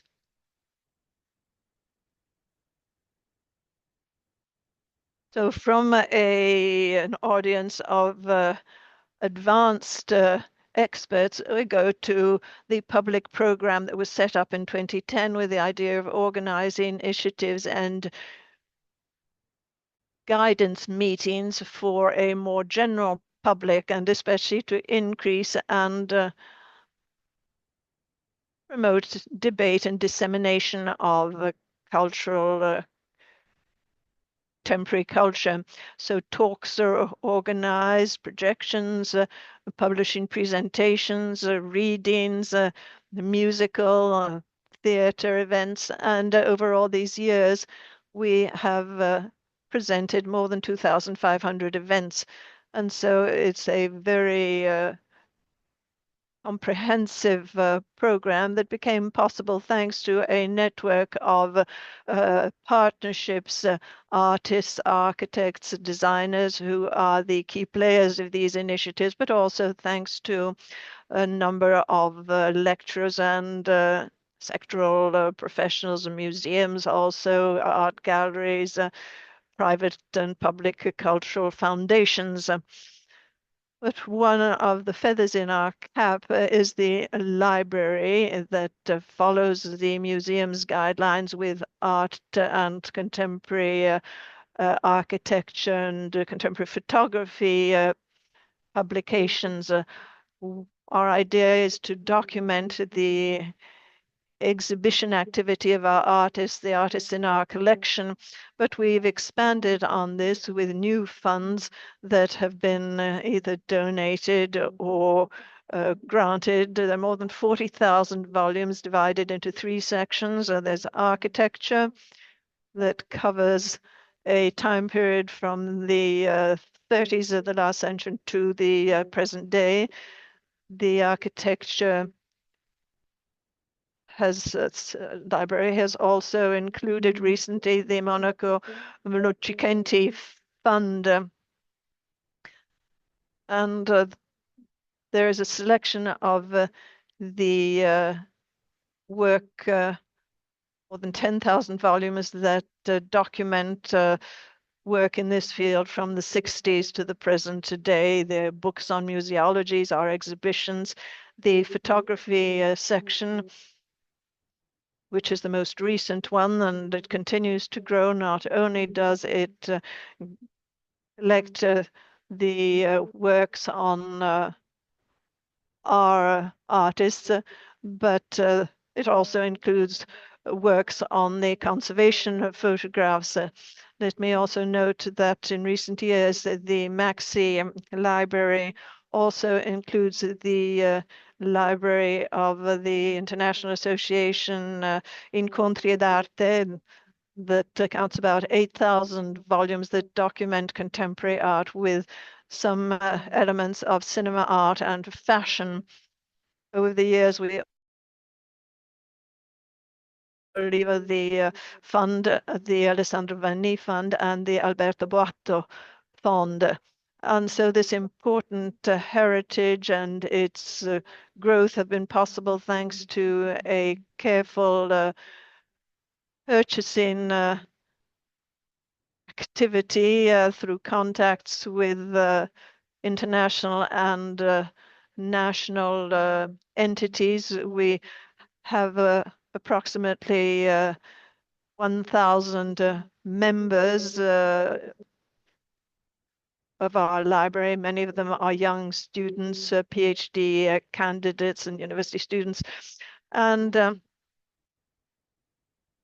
this has been a very brief presentation of our department, and I've tried to explain how cross-sectoral AMACI is in constantly updating learning, education, debate and study that focus on what we call a plural cultural citizenship, which, as I explained, consists of different audiences, children, families, lecturers, general audience, but also people with disabilities, people who are in a condition of vulnerability. And this because we feel that in the field of lifelong learning, this should be the right response in terms of educational and experiential tools. We often talk about a participatory museum that continues to question itself on the types of languages that it can use to enhance and improve its relationship with its audiences and offer them what we consider to be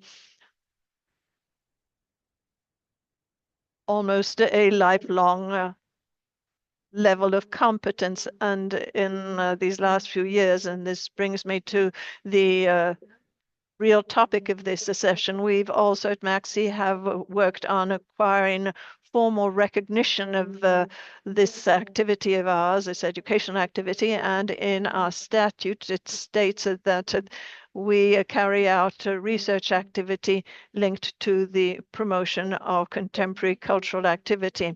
And in 2013, in the ministerial decree it is stated that the MACSI is part of the list of the institutions that by statute promote research. In parallel to this, we also, in 2021, we started the procedure for accreditation as an institution of higher education. This application was accepted in 2023, and in these 2 years, we've carried out a fairly complex procedure that consisted in presenting a lot of technical documentation. Let me just give you as an example. I had to provide the floor plans of the museums, the various health and safety authorizations. Despite this accreditation, however, MACSI has never provided higher education courses for the Latium region, and this because the reference categories within which we would have to include our offering were highly professionalizing, but they were not specifically destined to education for museum staff. What was closest to our qualifications was to educate tourist guides and tourist agencies, which we were not interested in. And so we have preferred to move along a different path for the time being. So it's a very lengthy process, very articulated, and it always sees us fully committed to research. And it's something we will continue to work on with new important projects. And to close, I'd like to tell you about the Grande MACSI, which is the new building that will soon be inaugurated here at the MACSI in Rome, and within it there will be a research hub with accessible deposits and exhibition area, but also classrooms for education and training and workshops for the restoration of contemporary artworks. And so this is a further link of MACSI's intention to grow and develop in this area in the future. I close. I thank you, and I'm here for any questions there may be. Thank you. Thank you very much on behalf of all the participants. Thank you very much for this presentation on the MACSI of Rome. And now, without further ado, I give the floor to our colleague Genovesi. He is head of the MUVE Academy of the Foundation of the Civic Museums of Venice, which is really a structure that is again new. So thank you very much, Pietro Luigi, and I give the floor to you.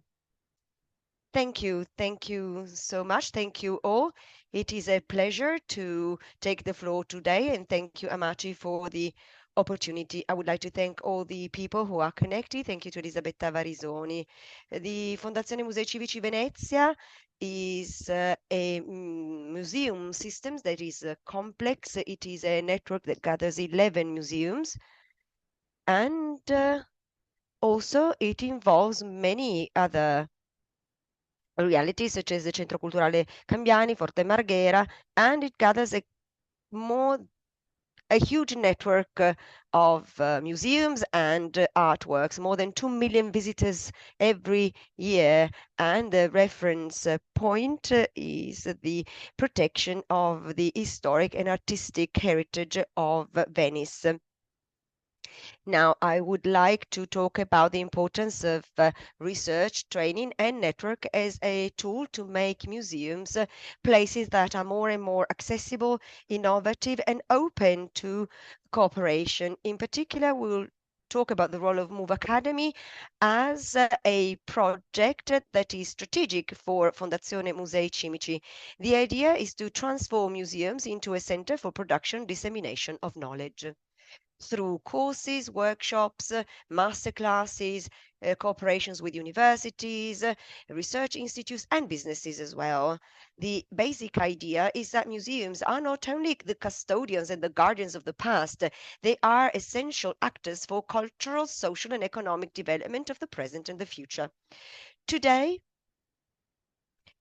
we are convinced, we believe that it's important to strengthen the cooperation between institutions and training bodies so that museum heritage can become a driver for innovation and growth.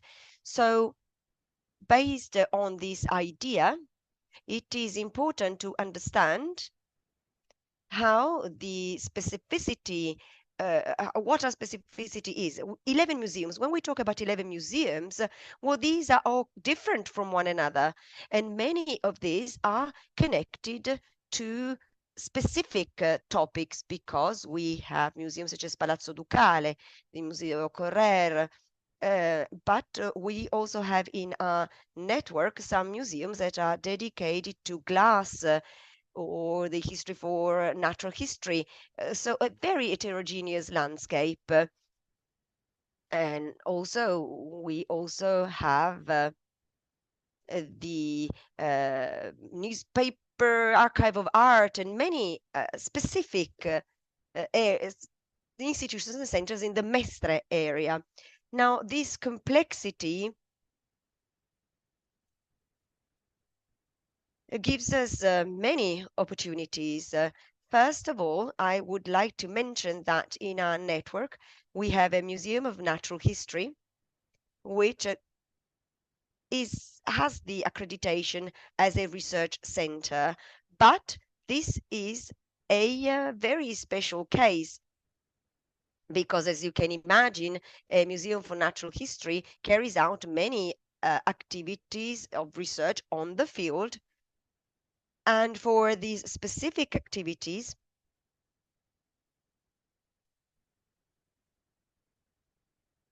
some activities of accreditation are very specific to the scientific world.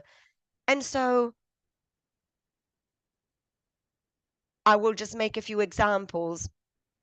The Museum of Natural History is recognized as an active part of MASE, the Ministry for the Environment and Energy Security, by the CITES Convention for the Safeguard of Wild Fauna and Flora. It is also part of the National Register of Research, is acknowledged by the Ministry for Agriculture and Food Sovereignty and Forestry.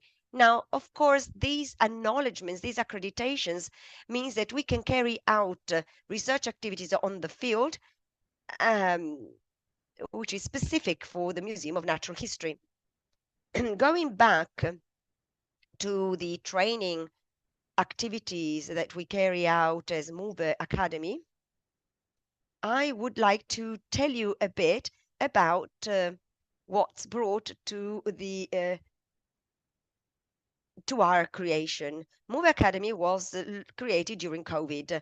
There was a moment when we decided to think about the new opportunities that could develop as Fondazione Musei Civici. And also we thought that we could rethink the role of museums in the context of what was the mandate of Maria Cristina Gribaudi, the then president. The idea was to open museums, make them more accessible, and remove all the barriers that might close the museum. And the idea was to make museums more open, more in contact with the university and the research institutions. We wanted to become something that didn't just preserve a heritage, but also a center to develop new skills, to develop cooperations and create opportunities, and most importantly, innovation. The context in which we work is continuously evolving. It is essential for museums to open to a constant dialogue with the academia, with businesses, and with the professionals in the field of culture, because museums also need to be a driver for social, economic, and cultural growth. So MUVE Academy is a fundamental part in the strategy for museums. It helps transforming museums from custodians of the past into active centers that are protagonists of contemporary times. What do we do? Well, we develop courses, we organize conferences, events, we do internal training, external training as well. We also do training and voluntary work through internships, etc. And most importantly, we promote research with universities and research institutes. As we manage a network of 11 museums, we need to think that each museum is an archipelago of relationships that should be promoted.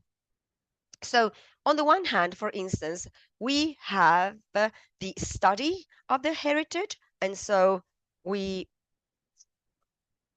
support all the studies, degrees, dissertations, academic research on the heritage that we preserve.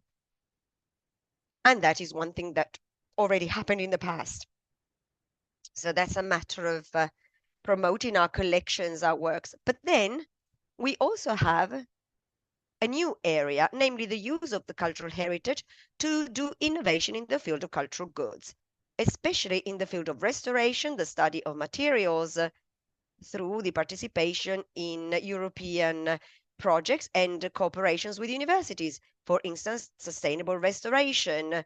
We cooperate with Italian universities and prestigious institutes such as the Italian Institute for Technology in order to implement new practices and ensure sustainability in the preservation of our artistic and historical heritage. Also, we promote innovation. How can a museum promote innovation from all perspectives? And here I would like to make a few examples just to make this concept a bit more tangible. Every year we cooperate with training institutions such as the Polytechnic for shoemaking.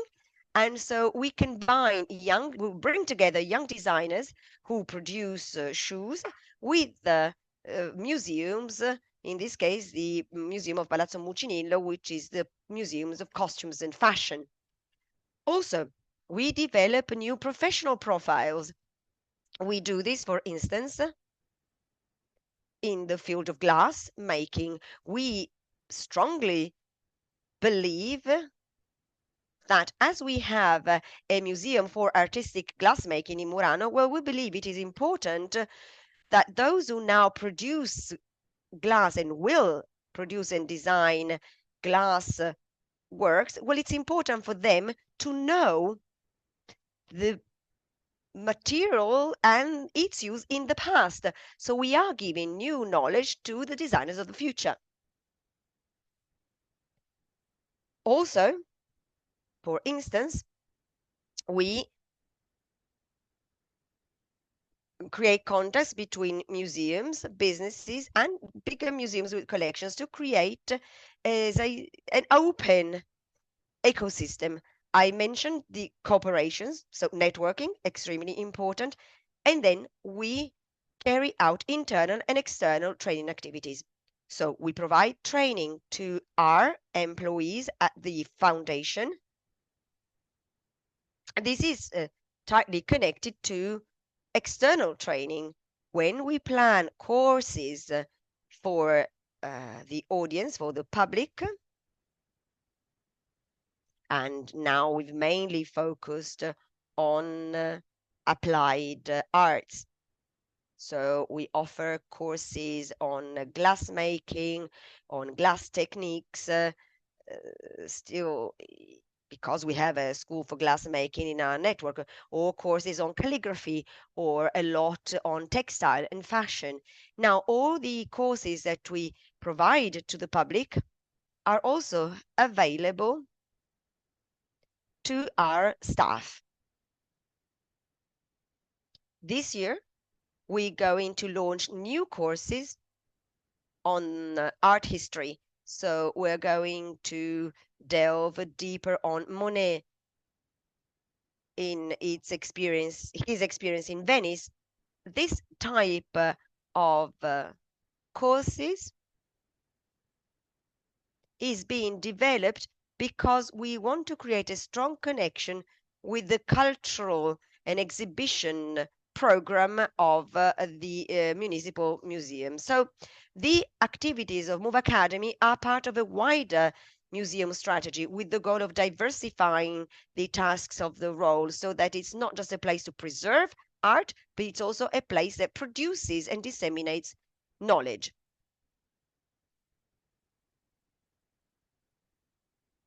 The key aspects, the key activities are public engagement and training. So let's say that all the workshops, the conferences, the courses that we organize can engage the public much more and improve access to knowledge. Also, they also diversify the offer of a museum. Move Academy is expanding the business model of a museum, offering training experiences to different target groups. This means that we can attract new groups of visitors, and also we can create new forms of funding, and we can create a loyal relationship with our audience and our visitors. We can also actively work on the transmission of the intangible heritage. So we need to transfer intangible heritage, thinking, for instance, of the traditional knowledge and products. We want to expand the cooperations with the academia, thus improving the reputation of the museums of the Center of Excellence. We want to promote innovation. I will just mention one example. Thanks to the cooperation with the Italian Institute of Technology, we are promoting the creation of new patents in the field of glassmaking. Also, we want to promote and see the new needs, detect new needs. For instance, we will work on cultural management, we'll work on sustainability in different fields, exhibitions, but also restoration. So this is a strategic way to turn museums into active actors, able to engage the public, generate resources, contributing to the general sustainability of the museum systems on the long term. Move Academy significantly contributes, I believe, to the redefinition of the role of museums as in terms of its goals. I mean, we are not just a place where we preserve the historic and artistic heritage, but we want to focus on the active participation to the life of the community. This active participation must be tangible, and that's why we've been working a lot on a strong dialogue with the businesses, entrepreneurs, thus impacting on the value creation chain at the most critical steps. Creativity, knowledge, this is what we're trying to do. We're working on design because we believe that our museums should not just preserve the works produced until the 70s. We need to promote the production of new works, which hopefully will be part of our collections soon. So this is a bit what we do in training. You see, it's very complex. We work on different levels and we follow a multidisciplinary approach. I hope I wasn't too long. Thank you very much for your attention. Thank you, Pietro Luigi Genovesi. Thank you for this overview with some specific cases with Emanuele Zanelli. That's what we wanted to have some specific cases. We've heard about the crafts, the typically territorial areas, and I now give the floor with many thanks from the Board of AMACI to Professor Francesco Tedeschi, who is director of Creatività, the Research Center on Abstract Art in Italy, from the Università Cattolica in Milan. One says perhaps that he wouldn't need any introduction, but he is someone who has taught to generations of students, PhDs. He's a great benchmark for us all. So I'd like to present it with very warm thanks. Thank you, Professor. I thank you for having asked me to take part in this meeting. I therefore thank the Ministry and the board of AMACI, and obviously Emma Zanella and Elisabetta Barisoni for having asked me to speak during this session. I must say, as I opened it, listening to what I've heard so far, I feel a little embarrassed in being the only representative of the academic world, because we're talking about direct testimonials, and therefore I naturally will refer to some practical experience of mine with respect to what the topic is. I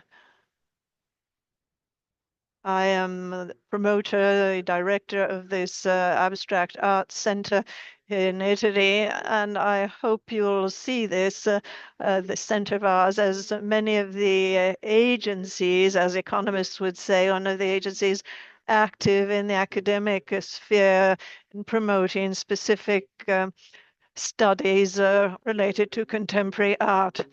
I had said I wasn't going to project anything, but I have prepared a short presentation, so you don't have to look at my face for the next 15 minutes. Yes, here it is. So, referring back to what's been said and what my contribution might be, the museum and the world of academics, or the academic world and the museum. This is something that can be seen obviously from two standpoints.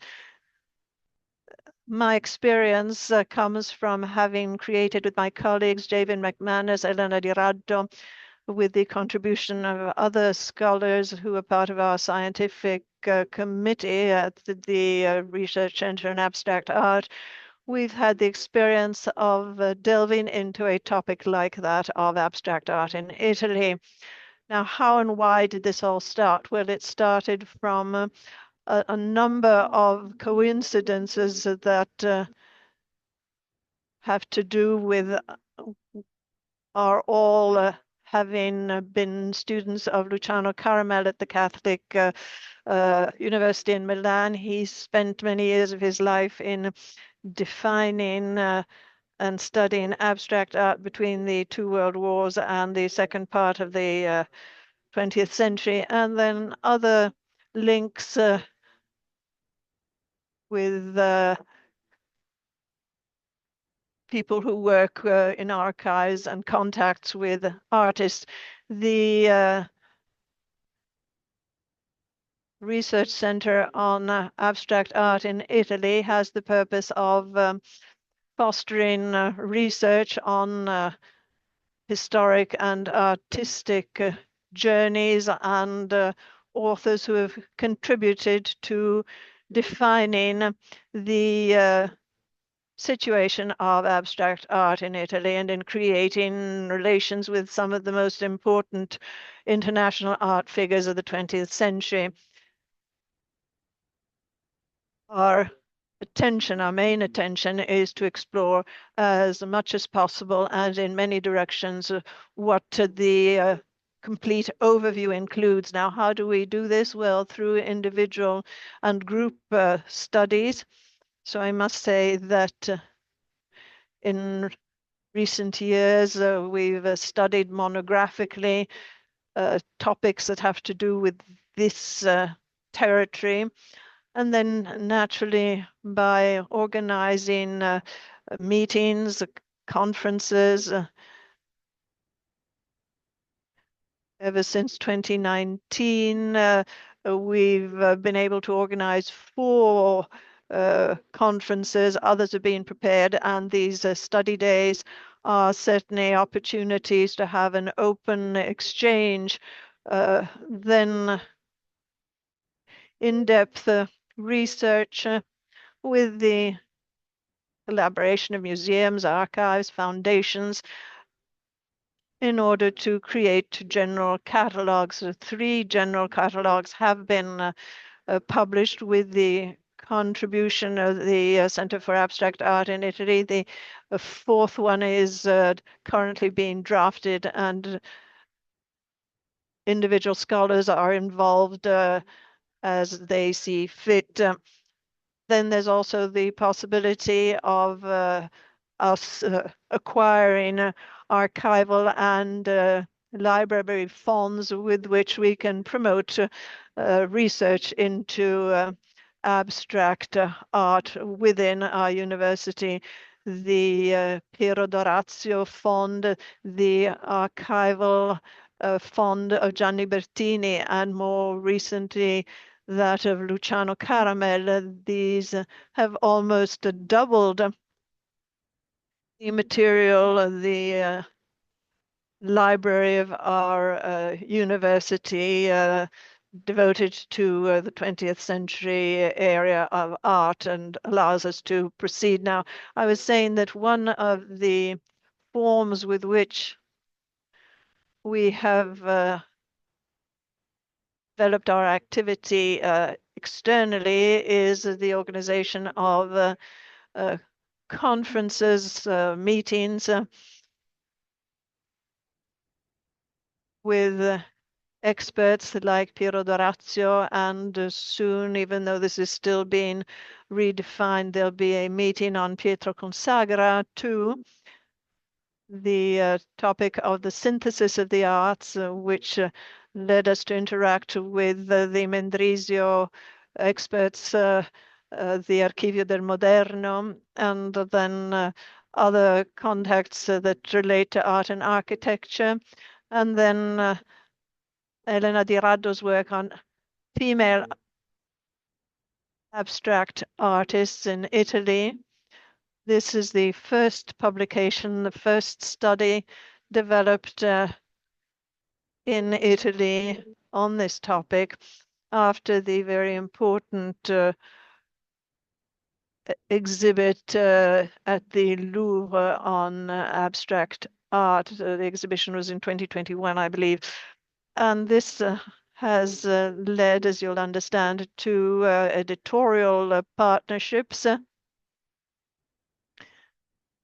Here, not to do a bit of advertising, but certainly one of the key publishing houses for our sector is Electa, that has added to its Asinelli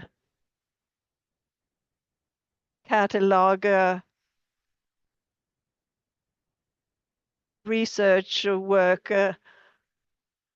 related to our activity. There's this collection of writings on abstractism in Italy between the 2 wars. This was published by Luciano Caramel shortly before his passing. Naturally, in all this, there's the issue of working methodology and attempting to assess how the perspective from which today we look at 20th century history of art not only as first-hand exploration, but also reconstruction of processes that have been completed. Here we have pages from Caramel's work and also a research into the exhibitions that have been organized in this sphere. And this is just a brief mention of forms of opening up to types of research in which we necessarily meet museums interacting as places in which one can study museum historiography. And here I was talking about the general catalogs. Here we have one with a lecta and one with a schira, so we balance things out. And we're not making any preferential advertising. And here we have instances of philological research into past and present artists. Here we have another key important element to consider our contribution after having defined a certain sphere of research shared with colleagues from our university and other universities. This has led to publishing scientific reviews. I think you all know how essential it is today for academic work, how fundamental it is to publish in qualified professional reviews. And I think it's also one of the instances that collaborate in creating interaction between artists and museums. For many young artists, it's more interesting to be published in these reviews rather than collaborate with museums. In Arte Lombarda, we published a whole issue on new studies in the field of abstraction. So I want to underscore the importance of these interrelations. Museums are unquestionably object and subject together with artists' archives, foundations, and there's also the relationship with the artists themselves when we're talking about contemporary art. In this academic education takes several forms. I just wanted to present this list very briefly because it's important and very relevant that in the field of contemporary art museums and in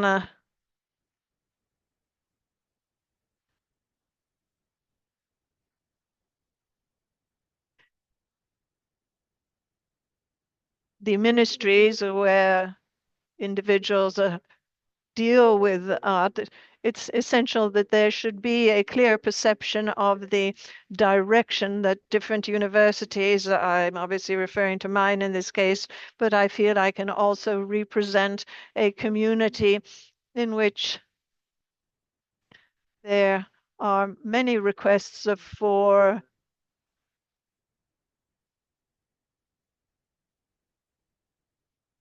dating. So here we have a list of a course on cultural heritage and historic artistic relations with the museum world. Then there's the 3-year degree on sciences of cultural assets, then humanities, then history of art, then an advanced school of specialization in history of art. There are a number of these courses that are linked together. As I was saying, then the school, the advanced school of specialization in history of art that allows people to take part in museum and the types of competition in the field of art. Then we have the doctoral school in humanities, and then the inter-university doctoral school in cultural heritage.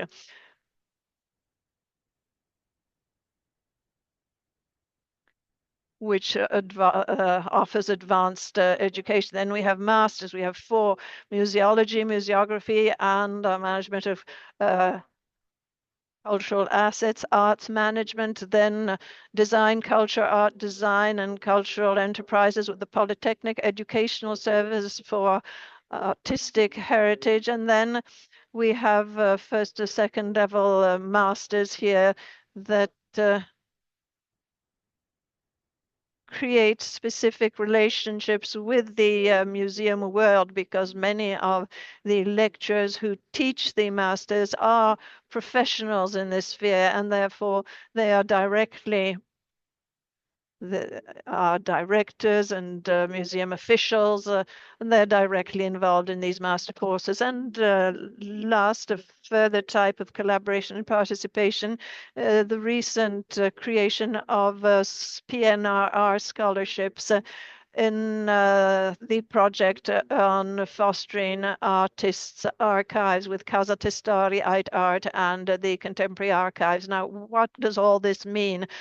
Taken together, well, there is an increasingly complex form of education and training in managing the art and cultural heritage. As far as the academic world is concerned, there are new relationships that develop. At times, they're already consolidated ones within the active involvement of official roles of people from museums. We are closely linked to the area around Milan and Como, Gallarate. This is our region. And so what can I say in closing this short presentation? As I was saying, it's important to take into account on one hand, and on the other, how the role of museums as objects and subjects of training and education, and also objects and subjects of study, should be seen not as a competitor, but as a very useful partner that can become a competitor. From what I have heard this morning, one must pay attention that competition in this field is becoming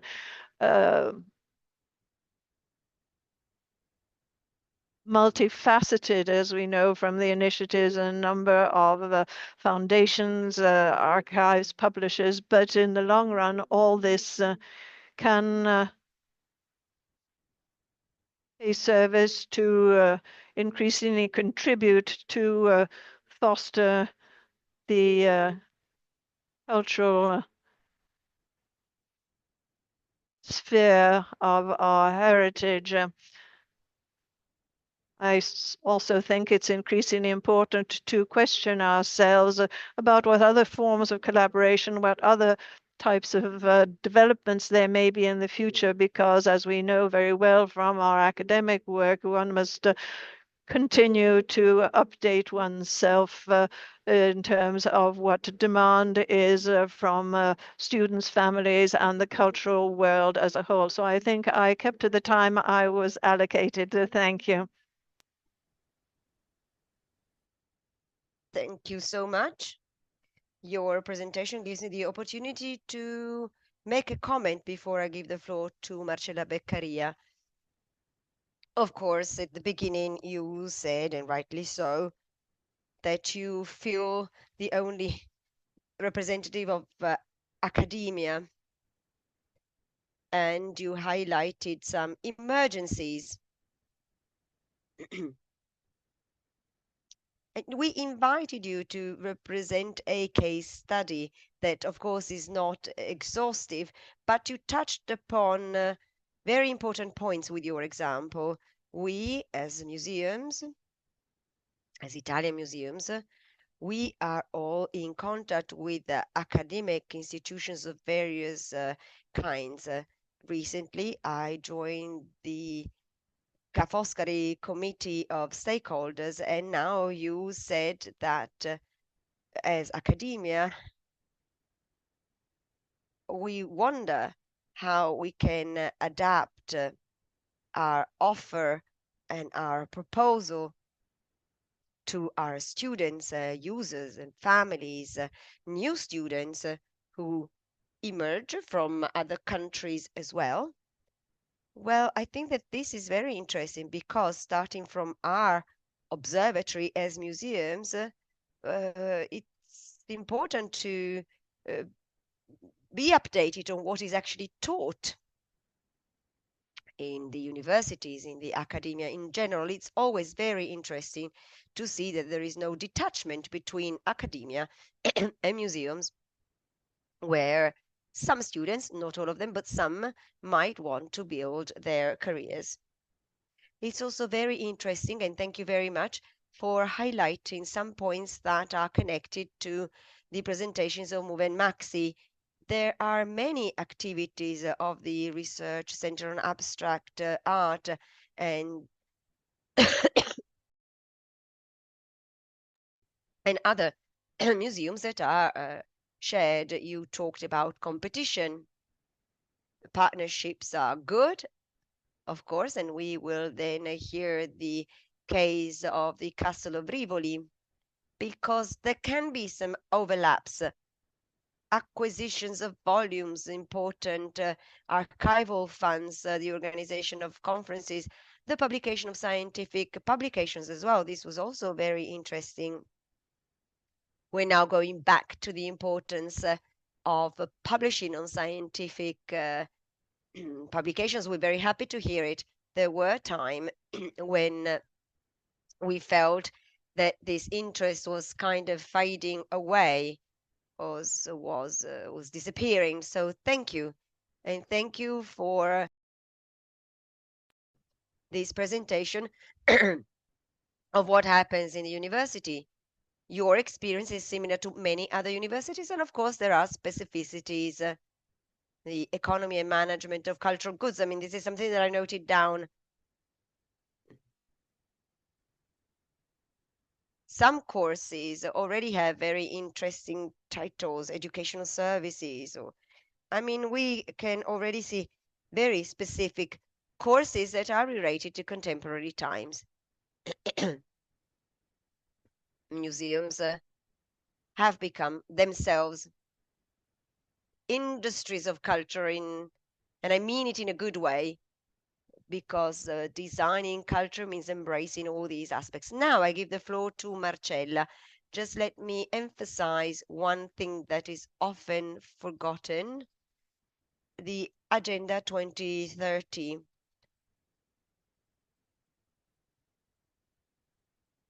We as foundation embrace it since our President Gribaldi, but it involves everyone because it is a mission where we are not competitors, but we are together as Italian partners. Marcella Beccaria, now I'm going to introduce her very quickly. She's the long-standing member not only of AMACI, but also of the directive board of AMACI. She's a great professional, deputy director of the Castle of Rivoli, Museum of Contemporary Art. In Rivoli, she's head curator and curator of the collections of the castle. Now, she is here today also as head of the Center of Research of the museum. Thank you very much. Thank you, Elisabetta. And obviously, thanks to all my AMACI colleagues, and thanks also to the speakers we've heard so far, who have been a source of great inspiration, because for all of us, this is a sphere that continues to see transformations, as Professor Tedeschi was saying. It's a sphere in which, since we are contemporary specialists, we clearly want to keep updating the ways in which we make various types of heritage more accessible, the heritage that museums hold today. But perhaps the types of assets of museums may come to change, and I think that a study day like this can lead us to question ourselves about the forms of research that perhaps do not yet exist, but that we should look forward to. Now, if I haven't done something wrong, I should be sharing my screen. The specific case that you've invited me to present is that of the research center of the Castello di Rivoli. The research center is a department within the Castello di Rivoli. It was established in 2017 by Carolyn Christoph Karjev, who was director then. And since 2023, I have been the head of this department. Andrea Vigliani and Cirizza preceded me in this role. And over time, obviously, the research center has little by little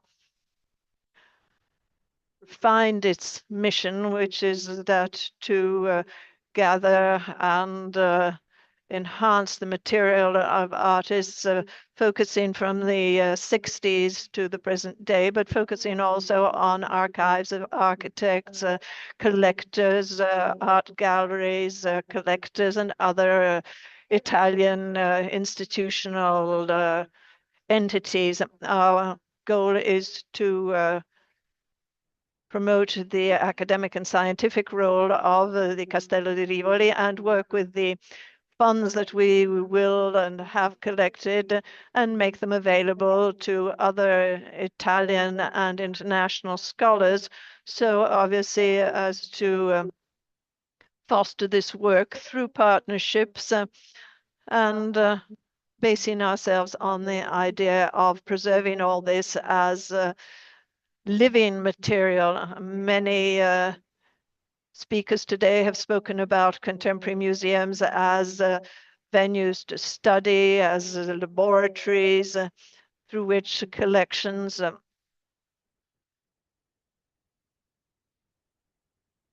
the immaterial, intangible part of the museum is something that is also very important to not only its archives. And one of the specificities of a research center has been perfected over time. It's an archive of processes, a place in which the type of funds that we obtain has intentionally focused on processes. The Castello di Rivoli, as you know, was established in 1984 without a collection actually back then.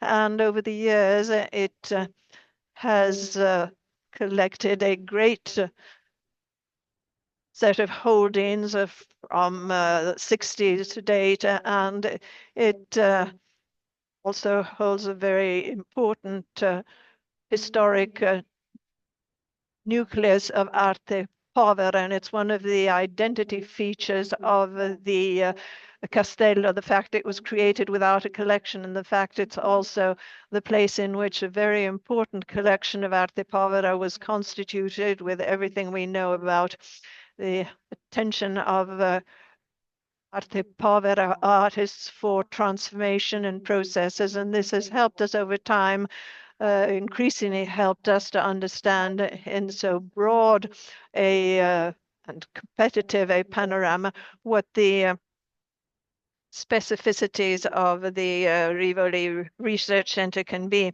One of the first things that we're doing and that we feel to be very important is the fact of sharing all our archives.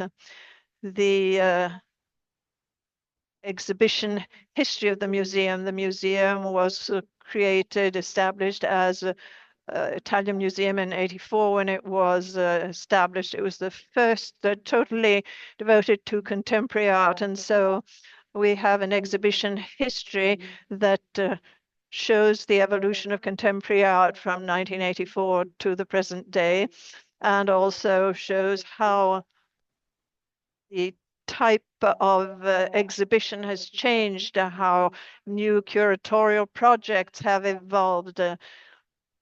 And therefore, what we've been doing for some years now, because the archive is a very vast one, thank goodness, we have been putting online the archives related to exhibitions. So like many museums, we constantly receive, for instance, from many students, from many researchers who are working on theses. We have these contacts, and this is a way to share immediately and at no cost the heritage of our knowledge, the knowledge that the museum has accrued over the years, so we can find correspondence, the press releases, information about the exhibitions, reviews, and all the types of material that both for scholars and students would otherwise require lengthy hours of research or visits to the museum's archives. And one of our great joys of being online is the possibility of making it immediately shareable and accessible. And this is one of the things we've been working on. So aside, obviously, from describing part of the world of Italian art through this great project of online archives that we've been working on for some time now, let me just say something about some of the specific types of fonds that we've gathered so far with this attention, I was saying, to processes. One is, for instance, the deposit fund of present art. It's a sort of constal, if you want. It's very experimental, if you wish, in Turin at the end of the 60s. This was a case of excellent synergy between the attention of private collectors, respect to how art was evolving. So this is a fund that's very important for us. Another is the Chiara Fumai fund, artist who recently passed, sadly. She made a performance and an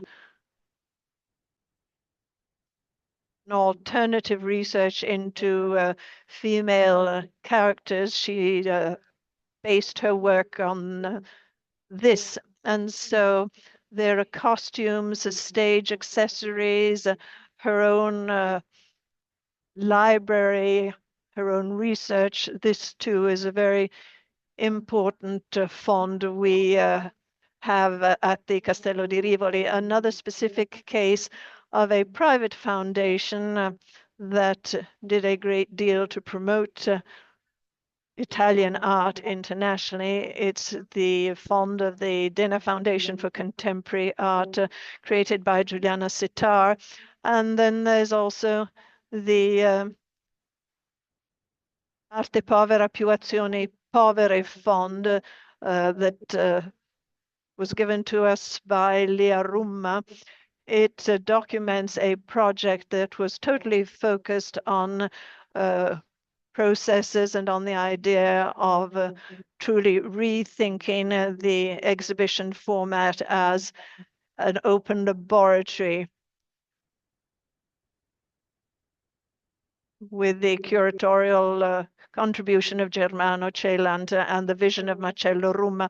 And so we have these photographs of Bruno Manconi that document this moment in history of contemporary art.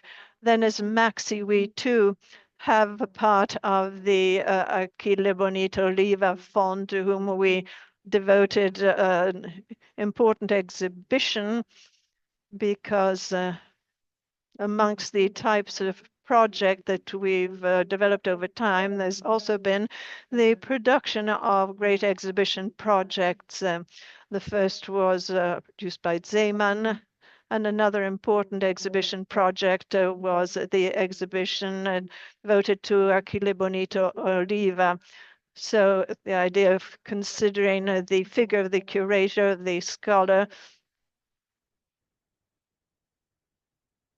giving him the same dignity that one could give to the mid-career exhibition of a great artist, for instance. And another important fund that focuses on projects is the one we have for Giuseppe Pennone. We have a fund that describes all the projects of his public works and exhibitions in our region in Piedmont. A very unusual fund that I'm sure many envy us is the discarded material of William Kendridge funds. He too makes of processuality a fundamental part of his focus. Every work of his is based on a lengthy process that creates an incredible stratigraphy of materials that are not the work in themselves, because they're elements that make up the final work. And very generously, William periodically sends us from his South African workshop packages of this type of material that we have the pleasure of cataloging and archiving for him. Another fund that we're very happy to have is the one of Paolo Peglion di Persano, great photographer and also a great author of many images that document the exhibition history of the Castello di Rivoli. We know that in recent years, the attention of young researchers and many students of the new generations has been shifting and including the ways in which art is narrated, considering this fundamental aspect too. And another fund that has entered our collection recently is the one of Roberto Cuoghi, who donated to us at our request, actually, but he accepted this request, this incredible repertory of objects and experiments that tell us of the failures and successes of an artist such as himself, who really does experimentation and research and makes them his final objective, and he produces works that test the possibilities of materials to an extreme level. I'll try to keep it short now because a complete presentation would demand that I also talk about our education department that does a lot of research. We have a very comprehensive public program to which the curatorial department contributes as well. We have many levels of offerings that cover different types of audiences, and we're very much in this aligned and synergic with many of the main Italian museums. For the purpose of brevity, I'll only focus on a part of these activities, the ones that are more specific to the research center and that have to do with specific workshops. Previously, we talked about how important it is for museums to obtain recognition within the education of educators, to be recognized as training entities. What I'd also like to underscore is that we also care a lot about having recognized in a sufficiently flexible way, streamlined way, our role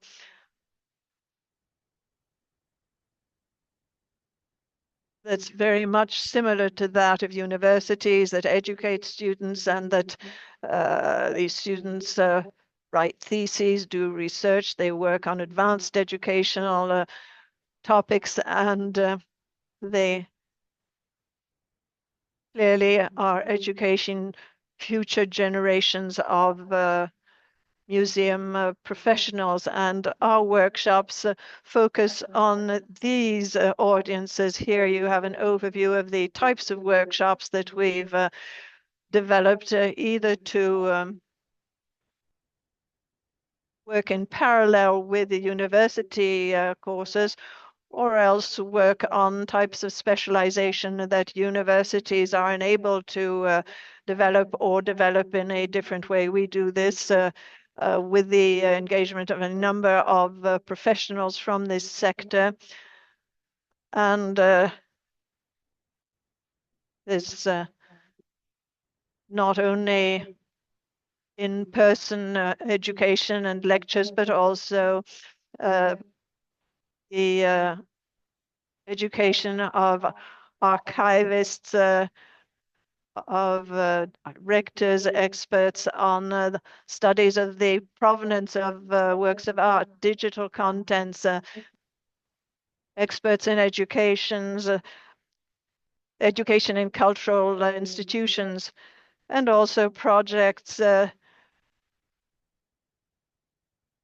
are more creative, the narrow confines between education for future professional experts, but also involving education for artists. For us, as for the AMACI, is to group selected groups of students. We publish open calls and have hundreds of applications, and we normally select a group, a restricted group of some 15, so as to be sure that we actually can offer them a very high level of education and truly be able to follow them and guide them through the specificities of the various dedicated projects, and give them broad access to all the specificities of the museum's offerings. Last year, we held a project, an experimental one, with Culi Spuno,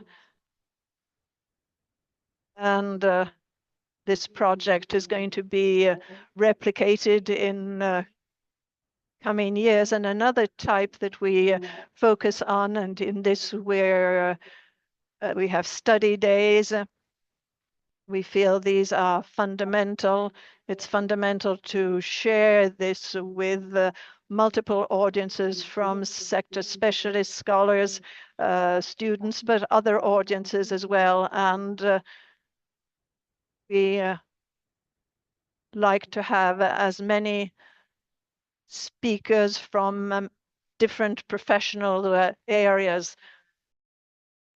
We also work a lot with local universities and academia, but also from elsewhere. Here we have some examples. We also have conventions that we signed over the years with Italian institutions and foreign institutions as well. Here we have, for instance, the study of work dedicated to Celan, and then more recently one to Pessano. To close, let me just tell you about another type of training project that we've been working on. One devoted to the philosophers in residence. So the idea is to have here with us someone who every year can follow their research using the castle as a place to take inspiration from. I already talked about the exhibition, so I'm not going to tell you more about that. Now, of course, we also offer many internships, and we're very happy to do that. We heard it before. This is something that is very important for young students who can come to the museum. They can use their time at the museum to obtain university credits. You know that internships give access to, I think it's 5 university credits, 6, in fact, which are often the same as a course. We know that in general, a course is 36 hours, while here we ask for 150 hours at the museum. So there is a certain gap, even though in the costs of courses also include the number of hours that students devote to the study of the topic. But as all other Italian museums, we can only have 3 internees at a time. Maybe we could think about it, because if we wanted to expand the training offer, and because we want to be acknowledged as university, let's say training institutions, the idea of having more internees at the same time would be very, very important.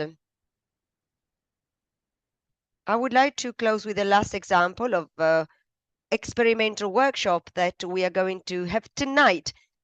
Tonight we're going to spend the night at the Holden School in Turin. This is a new type of training project that we co-designed. We wanted it, but we co-designed it with the Holden School. The idea is to really offer the institution, the museum, and its heritage as something that you can take inspiration from for a generation of new writers. Thank you very much. Thank you, Elisabetta, for your invitation to this day, and thank you once again. Thank you, Marcella Beccaria. I would like to close the works of this session by reminding the importance of this exhibition, this intangible history that Beccaria was referring to. We heard it from the other colleagues. We heard about craftsmanship knowledge, curators, artists who use the process in their practice. And it's on artists that I give the floor. We are a little bit late. Third session. Now I give the floor to our colleague, the director of Fabris, for museum and artists. I would like to thank AMACI, and in particular the General Direction, and in particular, thank you for this organization. We're almost at the end of this day. Let's get to one of the main points of the beating hearts of this topic, because we are now talking about the practices. We talked from Professor Tedeschi, and also we heard it from Marcella Beccaria.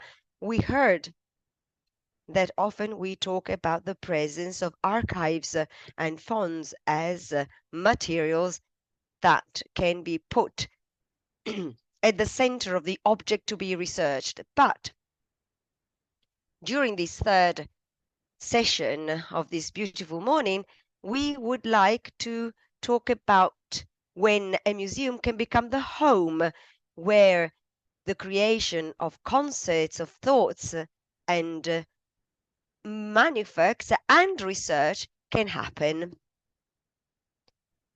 So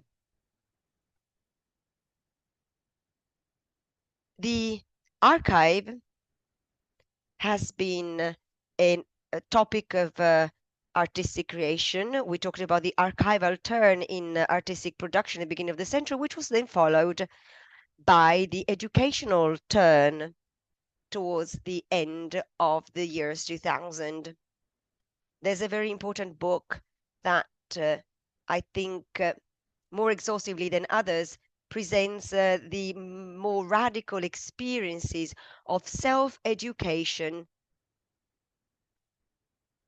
which are identified as necessary experiences for artists who felt the need to create alternative realities and communitarian realities behind shared production.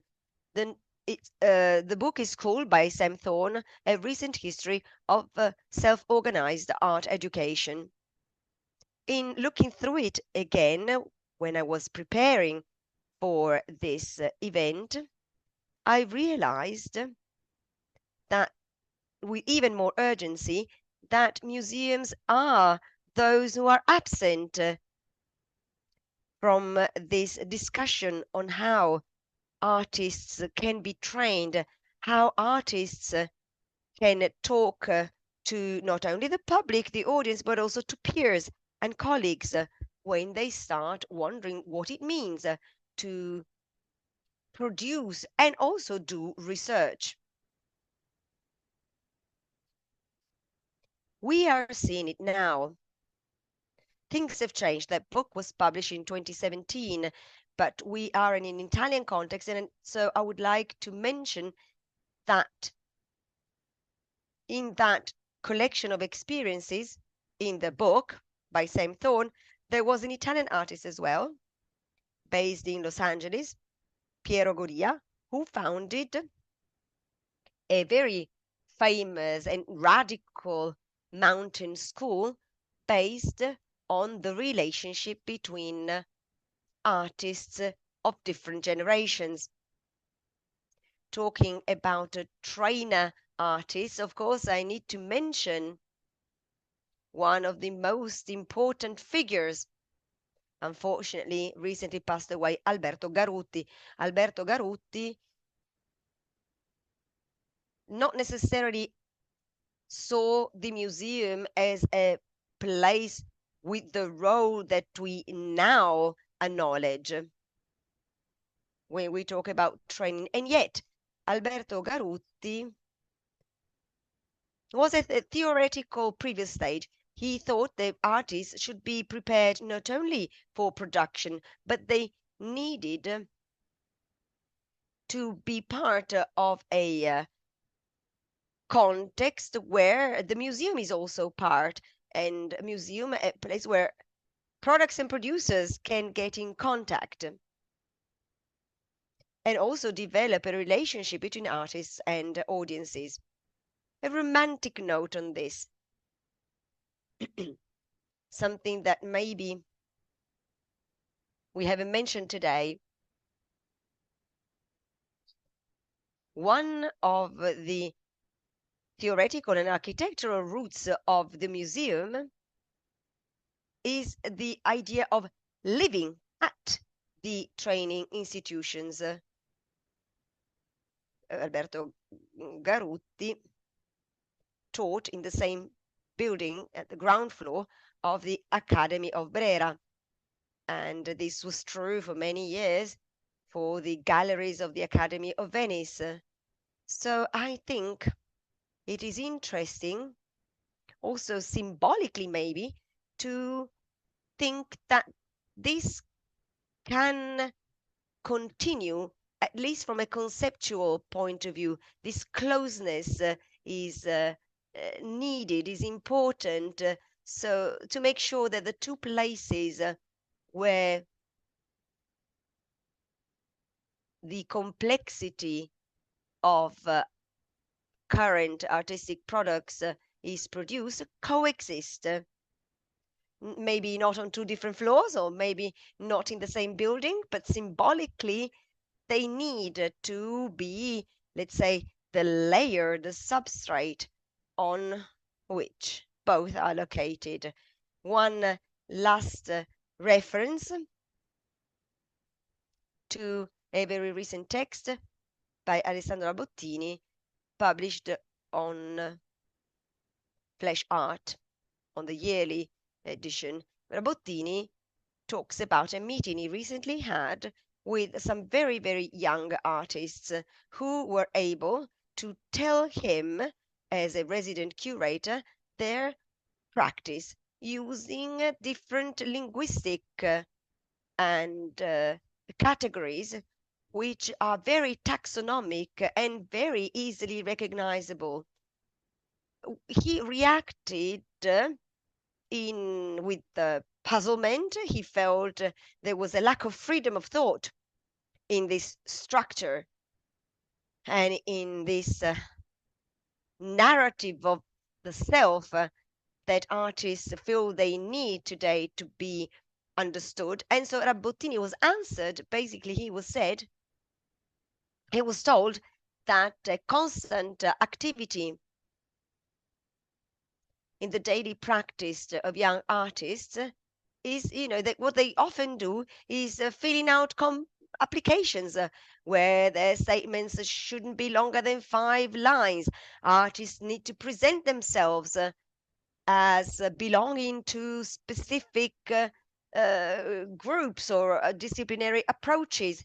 So what I hope that we're going to hear now, and I will immediately give the floor to our contributors. Well, I hope that we can create a space where we can find again freedom. We can give artists, when they are training, hopefully we can still give them a width of views that doesn't necessarily need to be pigeonholed.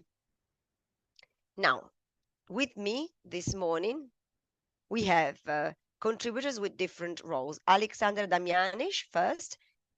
We've invited him to hear a case study of very high quality of encounter between university and artistic training. He's head of the Department of Art and Research of the University of Applied Arts in Vienna. And he promotes the development of artistic projects and research projects. He handles the funding strategy and supports the activities of post-degree research. It's important also to mention that he's member of the Executive Council of the ANVAND, the Interdisciplinary Laboratory, and of the Council of the European Language Institute of Arts. Within this institute, he teaches, moderates, and also carries out consultancy work. After Alexander, we will have two couples, two pairs, one artist and one curator or someone from a museum. The first case is Corinne Mazzoli and Lorena Giuran. And then we're going to have Alice Visentin and Alberta Romano. I will present them together because somehow these two pairs tell us about two different stages of relations between museum and training institution, a university and academia. In the case of Corinne Mazzoli, we are talking about an artist who's now doing a PhD at the University of Milano Bicocca, and she is cooperating in her PhD work with Lorena Giuran, who is head of the Department for Education to the Cultural Heritage and High Training of MAGA. She is also her tutor, her academic tutor. In the case instead of Alice Visentin, we're talking about another artist who has just started her PhD research at the Academy of Fine Arts in Naples, a training institution which for the first time has just equipped itself with a PhD in visual arts, performance arts, media and new technology, music and cultural heritage, which is subdivided into various curricula. In this case, we have profited of the fact that, together with Roberta Romano, head of MAGE, that a workshop that we were preparing together with Alice Visentin has among its topics exactly what she is working on in her PhD at the Academy of Fine Arts. Now, without further ado, I give the floor to Professor Alexander Damianish, who is going to introduce what he feels are the peculiar characteristics of artistic research and the training of an artist through this research process. Thank you very much.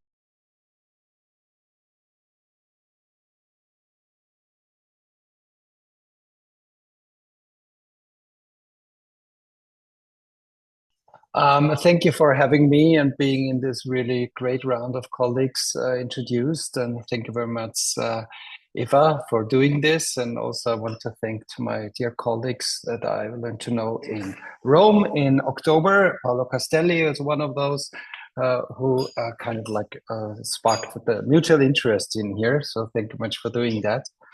Let me start with my presentation. Maybe it is better to start with an earlier moment or a seventh strata of artistic research. Dear colleagues, so as said, maybe it is better to start with an earlier moment. So in the beginning, there was now for a few minutes on a journey through 7 layers of rather strata. These layers are not clear-cut. They blur, overlap, and resonate in multiple tones. Think of this as an exploration through polyphonic layers or layers of leaves. The reason for this structuring is twofold. It helps me organize my reflections and it ensures that we don't lose sight of the key points as they emerge and settle, like leaves or flakes of thought drifting through our conversation. Like in a monographic exhibition where pieces of a time long ago are followed by recent acquisitions. Some ideas will take longer or land. Some will rise higher before they return. And this is exactly the case when we speak of art. Art doesn't follow linear timelines. We must stay open so that comes later and allows those experiences to catch up with us. Sometimes things show up directly. Sometimes they hide or are hidden for a long time, like Hilma af Klint's paintings, for example. But now they are there. As I speak, these words are already transitioning from thoughts to sensations. They move to you, transforming you and in your attention. Each sentence I offer is a connection, an action, an unfolding of understanding. As such, there is no fast line to follow, no singular beginning, neither for art nor for research. We find ourselves always in the middle of things, where ideas flow and time swirls, the leaves fly. Don't we like it when Jules and Jim run through the Louvre full of laughter, transforming the space into something completely different? Let's imagine the artist doing the same as an artistic researcher in such a venue. So, stratum 1, origins. Artistic research has taken root and blossomed over the past years, finding its space not only in academia, but across a broader artistic ecosystem. Major art events like the Documenta and the Venice Biennials or other events have brought artistic research into focus, showcasing its relevance beyond the academic sphere. Art schools have begun to embrace it, seeing the term artistic research as a means to legitimize their creative process within the realm of productivity. In some circles, this form of research was already underway, through referred to be by different names like art creation or art-based research. A key tension emerges here. Is artistic research an extension of traditional research practices, using artistic methods, or is it something else altogether? I believe it is both. Artistic research opens the door to unexpected, transformative creations, also inside organizations like a museum, offering innovations that arise from the freedom of exploration. We must remain open to the unknown, as we say, for it is in the space the magic that happens. And I do believe that the attention through artistic research and artistic research interventions transforms our understanding also of museums as method of and for artistic development and as matter in the museum. So in the beginning, the conclusion could be made of research, there was art. And art itself is a space of boundless potential that matters and provides new methods for the transformation of understanding and its reflection. Stratum 2, curiosity. I'm deeply drawn to the concepts of complementarity and entanglement. These ideas suggest that things are interconnected, woven together like the strata of geological layers, as said, where also old ideas land on newer ones. Artistic research thrives in this space of transformation where curiosity drives us forward. Art is hungry, as Hegel, quoted by Wolfgang Welsch, once said. Art takes what it needs, crossing boundaries and absorbing whatever helps to expand its possibilities. Art is eager in a good sense. This leads to an ethical dimension. Where do we stop? Should we ever stop? I believe that we must remain curious, always open to the next possibility. The lines we walk are uncertain, the ground often shaking, but it is in these moments of instability that we learn the most. Every step transforms us. Institutions have the responsibility to secure the foundation for these endeavors, and we've heard so many great examples of that. Conclusion, in my sense, curiosity drives us to cross borders, transforming our understanding along the way. So, to the stratum 3, seismograph. Now let's turn to the concept of strata itself and to the metaphor of the seismograph on top. These are not just physical terms, they represent a way of understanding. Strata in artistic research symbolizes the layers of meaning, the continuous unfolding of significance. They remind us that artistic research is more method than outcome, more process possibly than product. Just as archaeologists uncover layers of the past, artistic researchers reveal layers of thought and emotion. Their insights sediment through time. And strata are not static, they shift, and the ground beneath us moves. The seismograph then measures these shifts, but I question whether it is enough to think of the artist merely as a device for registering tremors. Artists are more than that. They are conductors of energy, both receiving and transmitting, also inside a museum. Perhaps we should think of a seismogramophone, a tool that both listens and speaks, sending its findings back into the world in a cycle of creation and interpretation. So the conclusion could be, stratas are not fixed, they shift, and we must be both listeners and creators, shaping and being shaped by the tremors of thought. Fourth, the friction. Where do transformation and creation occur? It is in the friction between the layers, where one idea meets another, that true changes takes place. This space, where contact happens, is a zone of creativity. Artistic research thrives in these moments of friction. We look to the past and the future simultaneously. We refer to the past and we drive the future forward, drawing on historical forms and creating something new in their wake. As Novalis, the German romantic poet, once described, artistic practice is like mining, digging deeper into the earth, into the self. To uncover hidden truths, maybe. His metaphor of the blaue Blume, the blue flower, represents the ideal, something that drives artistic inquiry and discovery. This metaphorical investigation is at the heart of the artistic research. We dig, we uncover, and in doing so, we transform not only ourselves. So the conclusion, creation happens in the friction between the layers, where the past meets the future and new forms emerge. Stratum 5, the metaphor. Metaphors are tools for thinking differently. As Ortega y Gasset once said, metaphors are inner instruments, are tools that allow us to see beyond the literal into the realm of imagination and possibility. Also as a term, I think, as a method.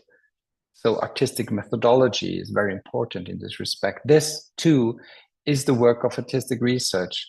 New metaphors are Werkzeuge, tools, as said, new ways of understanding by pushing beyond the boundaries of what we already know and how we have already known things or understood things.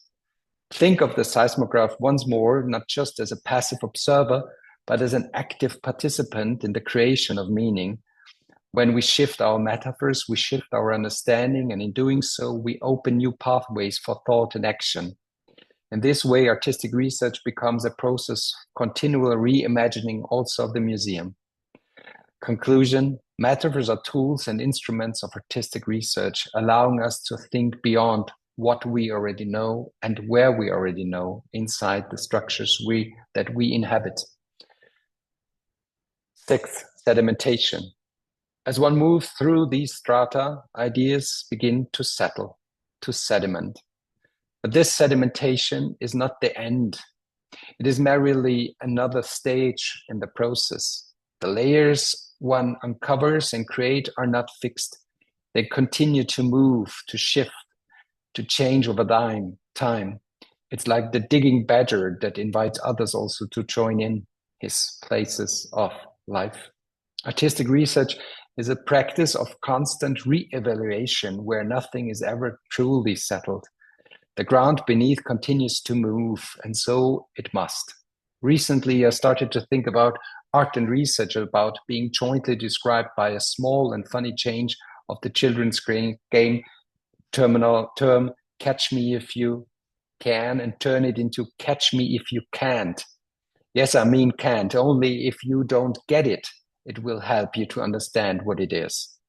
This brings us to the ethical responsibility of the artist to remain open to the shifts, to never allow our understanding to become rigid or fixed. One must embrace the uncertainty, the instability, and allow ourselves to be transformed by it. The conclusion could be sedimentation is not the end, but the stage in the ongoing process of artistic research where change is constant. 7, the abyss. Finally, one arrives. I'm missing here one line, but that's good. Abyss or mission impossible. Finally, one arrives at the edge of the abyss, where the ground falls away. As Paul Celan, the German-Austrian poet, once said, "Whoever walks on their hands has the sky beneath them as an abyss." This is the space of artistic research, a space where one walks on uncertain ground with the sky and abyss always in the view. It is here at the edge that one encounters the zone of the unknown, the uncharted, and it is here that truly discovery takes place, where the transformation of understanding meets the understanding of transformation. It is where cognitive dissonance has the opportunity to turn into sensitive resonance, maybe, because one breaks out and emphatically towards the other feels again who one is. So in the end, the flakes of action fall back to earth, illuminated by the light of understanding. So maybe it is better to start with an earlier moment, as said in the beginning. Maybe the space and time to do so in a museum of contemporary art. And as the process of artistic research is never complete, it is an ongoing journey where the ground shifts, the sky moves, and one is forever transformed and always will be. So artistic research is a journey, and I invite you now to think of it as in the beginning there was art, and I've guided you through the layers of curiosity, friction, metaphor, and sedimentation to artistic research as it reveals itself as a process of continual transformation. It is a journey into the unknown where the ground shifts and the sky becomes the abyss, as said.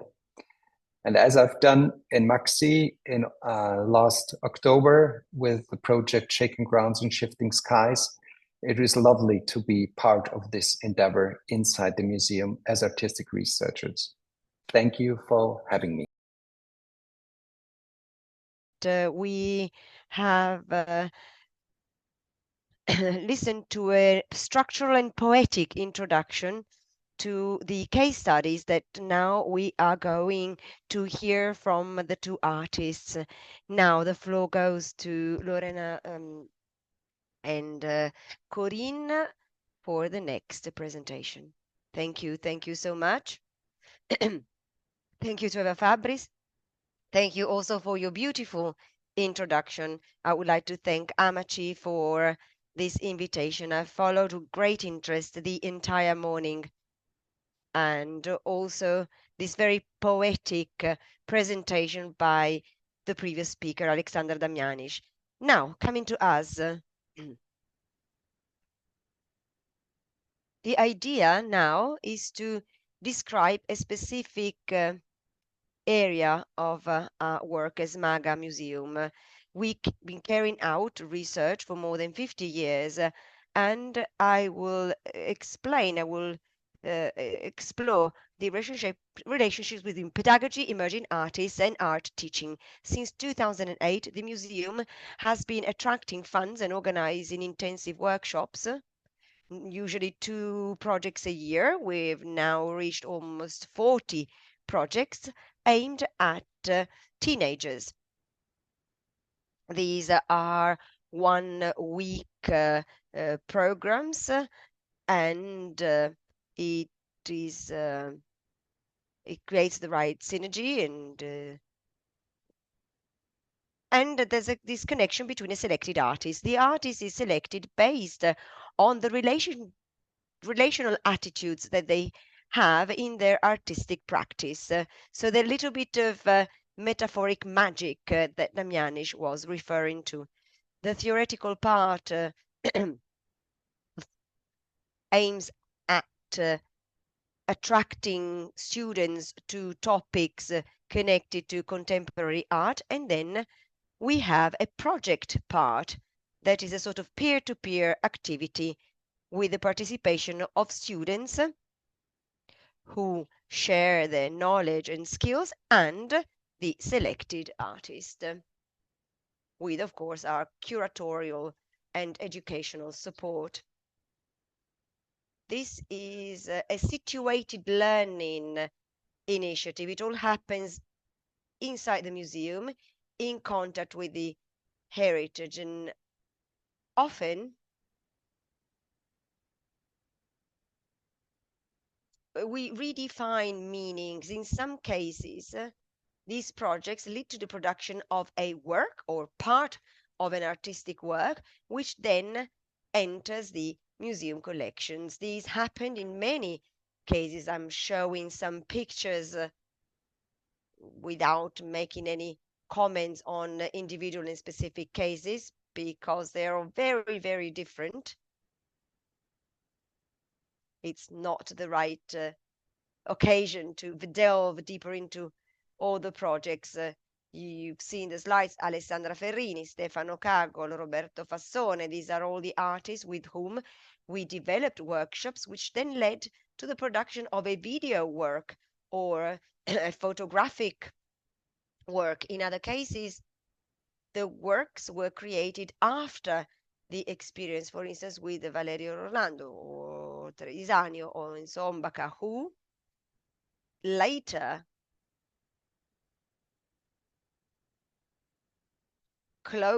concluded the process photographing the object that the kids built together. In 2017, we made an important step forward.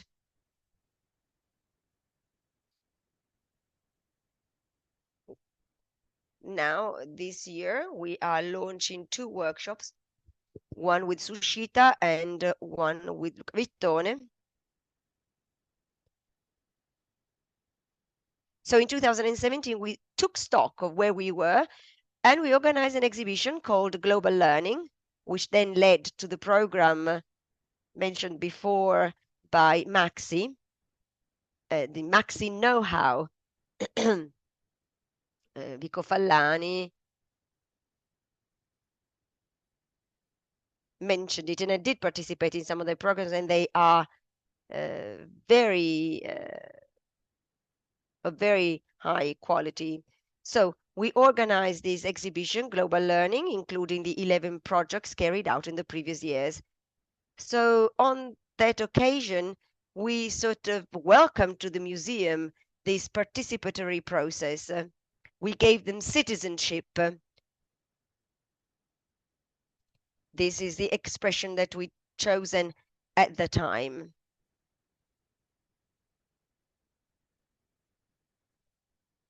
I think that global learning really gives you the idea of the connection that is created between people, the museum, and its heritage.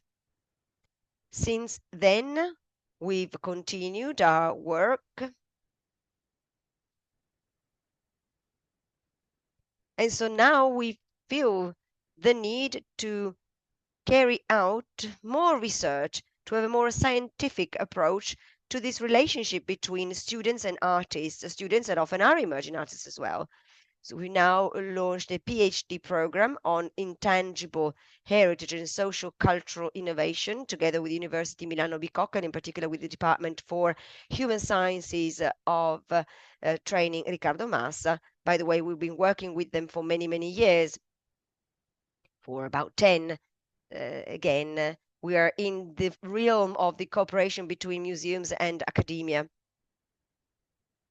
The university selects the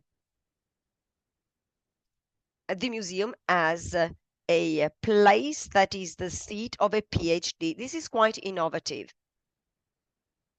Thanks to the funds financed by European Union, we've launched this process, educational process as an artistic practice. Corinne Mazzoli was the winner. Her project is followed by Franca Zuccoli, the coordinator of the PhD research works, and by me as an internal supervisor and tutor. Her research, but Corinne will present it herself, is rooted in education at the museum, using practice innovation and intangible heritage. Corinna and I feel very passionate about this project as people and also as institutions we come from. We started writing together a paper, a community called Maga Museum, Education as Artistic Practice. This was my paper. Maybe I can post the link to the paper in the chat so that you can have a look at it. Now, this was part of your research publication by the University Milano Bicocca. And our focus is educational research.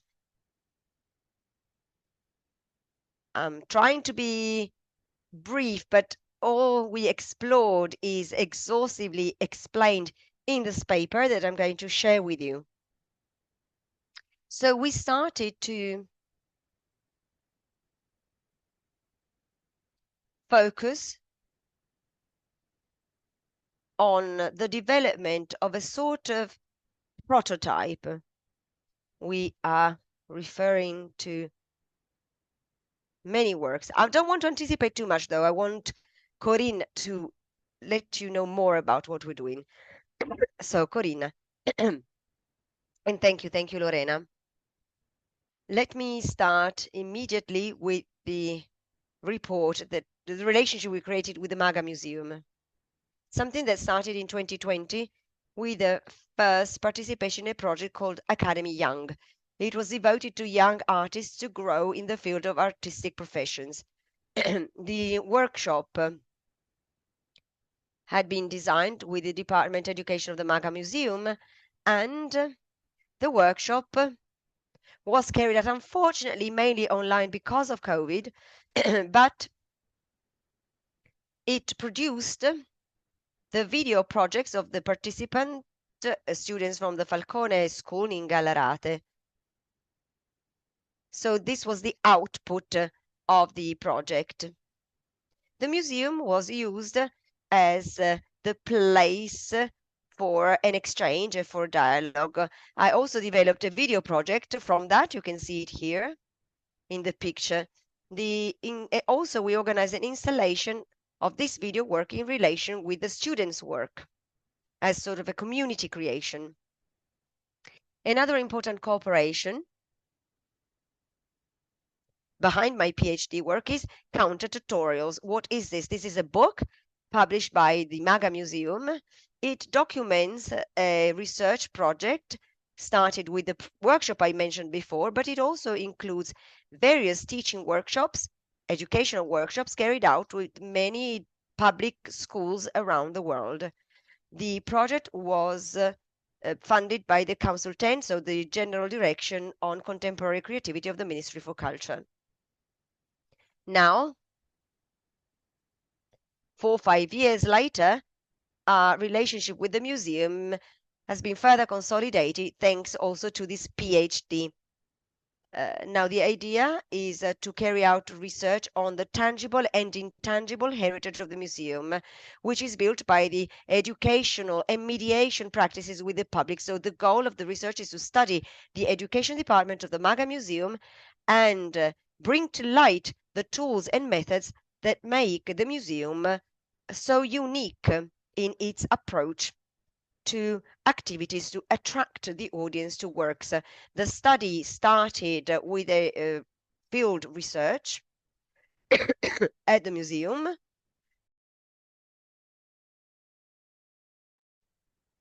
and I observed the educational activities that the museum on a daily basis offers to different groups of audiences, kids 4 to 10 or teenagers or young adults.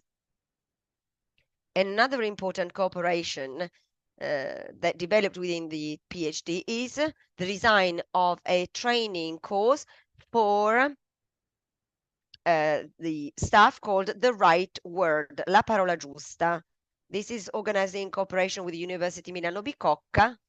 It's an exchange of ideas with Lorena Giuranna and Professor Franca Zuccoli, who is my tutor at the Department of Sciences for Education, Riccardo Massa. The course touches 8 topics: art, pedagogy, and accessibility, and it also sees the co-presence every day of 2 personalities who come from the world of arts or the world of artistic and academic culture. The dialogue that we had has brought out the key topic that we are working on now in the second year, namely we are looking at the idea of gaming, of playing, and the relationship between it and art as a way to innovate the practices of a museum, which has already been working on this topic for many years with other artists. Now I'm in Finland at the Gate Research Lab of Tampere at the University of Tampere to work on this through workshops, seminars, and also meeting artists and museums that work on this topic, namely the use of games within their educational departments.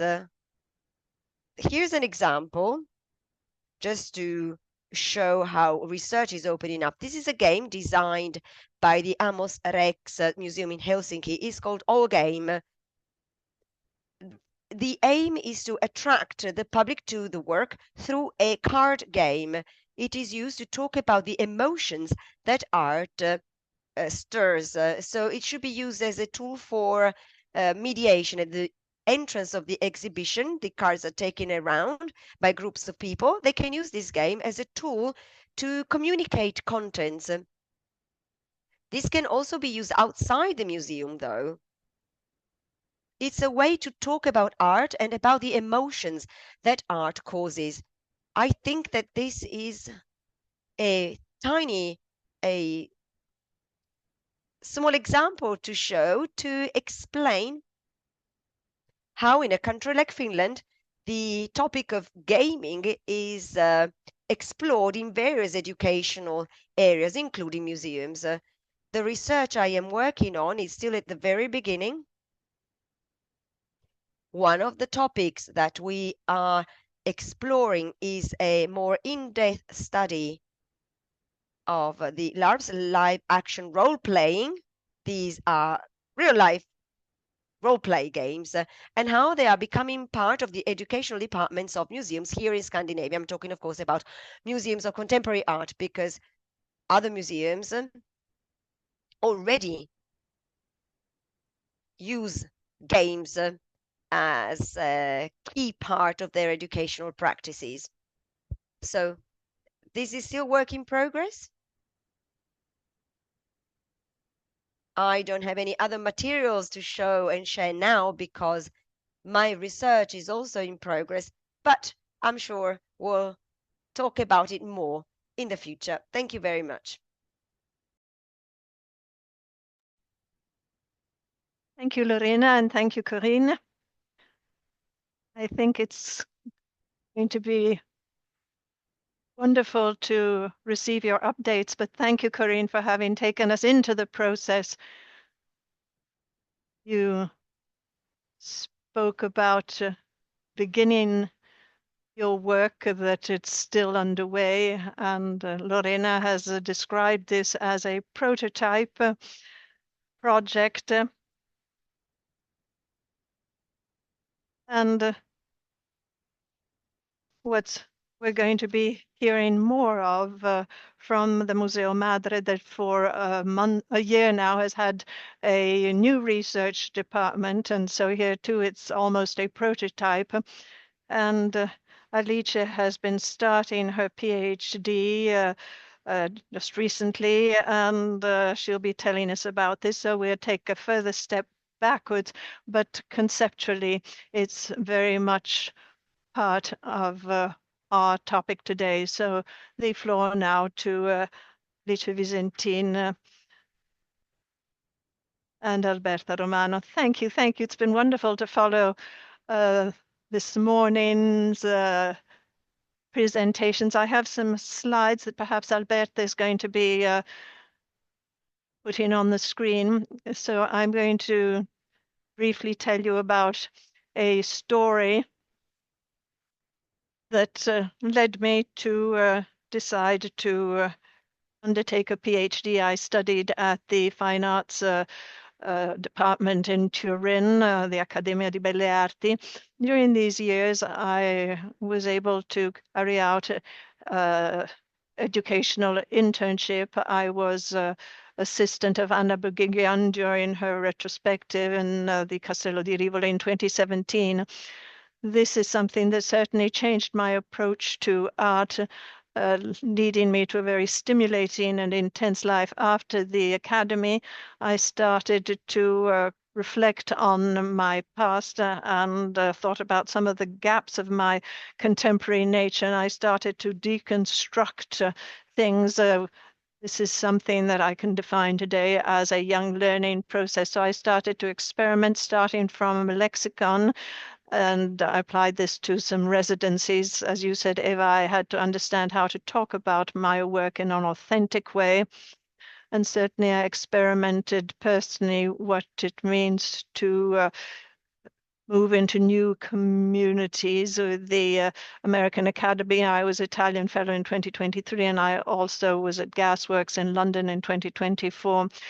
Following that, I also understood what the limits of residencies is. It's very difficult, tiring to abandon communities, the people you start to become fond of, but also the performativity that some of these contexts require.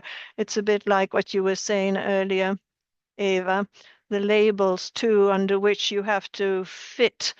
You have to conform with your practice in order to present yourself in applications. But in any case, I was ready to apply for the Rice Academy because I believe in alternative educational methods. In 2019, for instance, I founded Bagneta with Caterina Molteni, and we defined this a school of self-education for the practice of thinking and education. But when last summer I saw the call for the PhD at the Italian academies, I really experienced this as something of a dream come true. So I imagined experimenting my research and creation practice in an open, inclusive, and also paid activity. And so thanks to Banidaria and the PhD in Naples, I approached the Neapolitan situation, and I experienced with very positive results what I did in Naples. The workshop as a medium for me is a possibility, and it will work hand in hand with my practice as PhD. I will be building a collective narrative that will involve children in a narrative system that will see the use of magic lanterns, for instance, episcopes, instruments from the past. As a PhD researcher and in my career, we'll all be together asking how to invent new narrative methods to be able to narrate new future stories using the thaumaturgic effect of images, honoring the complexity of all our stories. And so that's more or less the story that has led me where I am today. And it's what I'm currently working on. So at this point, I give the floor to Alberta.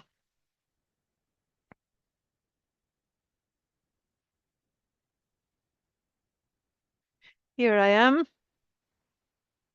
I wanted to thank Alicia and Eva Fabris, but the wonderful group of people who have shared these wonderful experiences with us today. They're obviously vital lymph for our department, obviously, and also for the growth of everyone else. It's not by chance that Alice earlier spoke about me, because together with Eva Fabris, I'm working on the reconstruction of the educational department of the Museo Madre, because we wanted to give a visual taste through the wonderful images Alice has just shown us of the vast range of stimuli and creative insights that we want to provide our children, our audiences, our young audiences who enroll in our workshops. And we invited an artist like Alice Visentin expressly for her sensitivity and for her sweet nature, organize and lead these workshops so as to give the children this open experience she offers. In 2025, we'll be having 4 laboratories designed by artists. Not only this one will be in May, curated by Alison Grimaldi Donauer, then Alice Visentin in July, in September, Derek Di Fabio, followed, we still have to schedule it, but in the autumn of this year, Marco Piovucci's workshop. All these experiences in some way that we've decided to undertake with our artists, we try to implement them every day through the educational corollary that accompanies each of our exhibitions at the Museo Madre. Let me share my screen again to show you the last of our recent workshops. This is Alice again.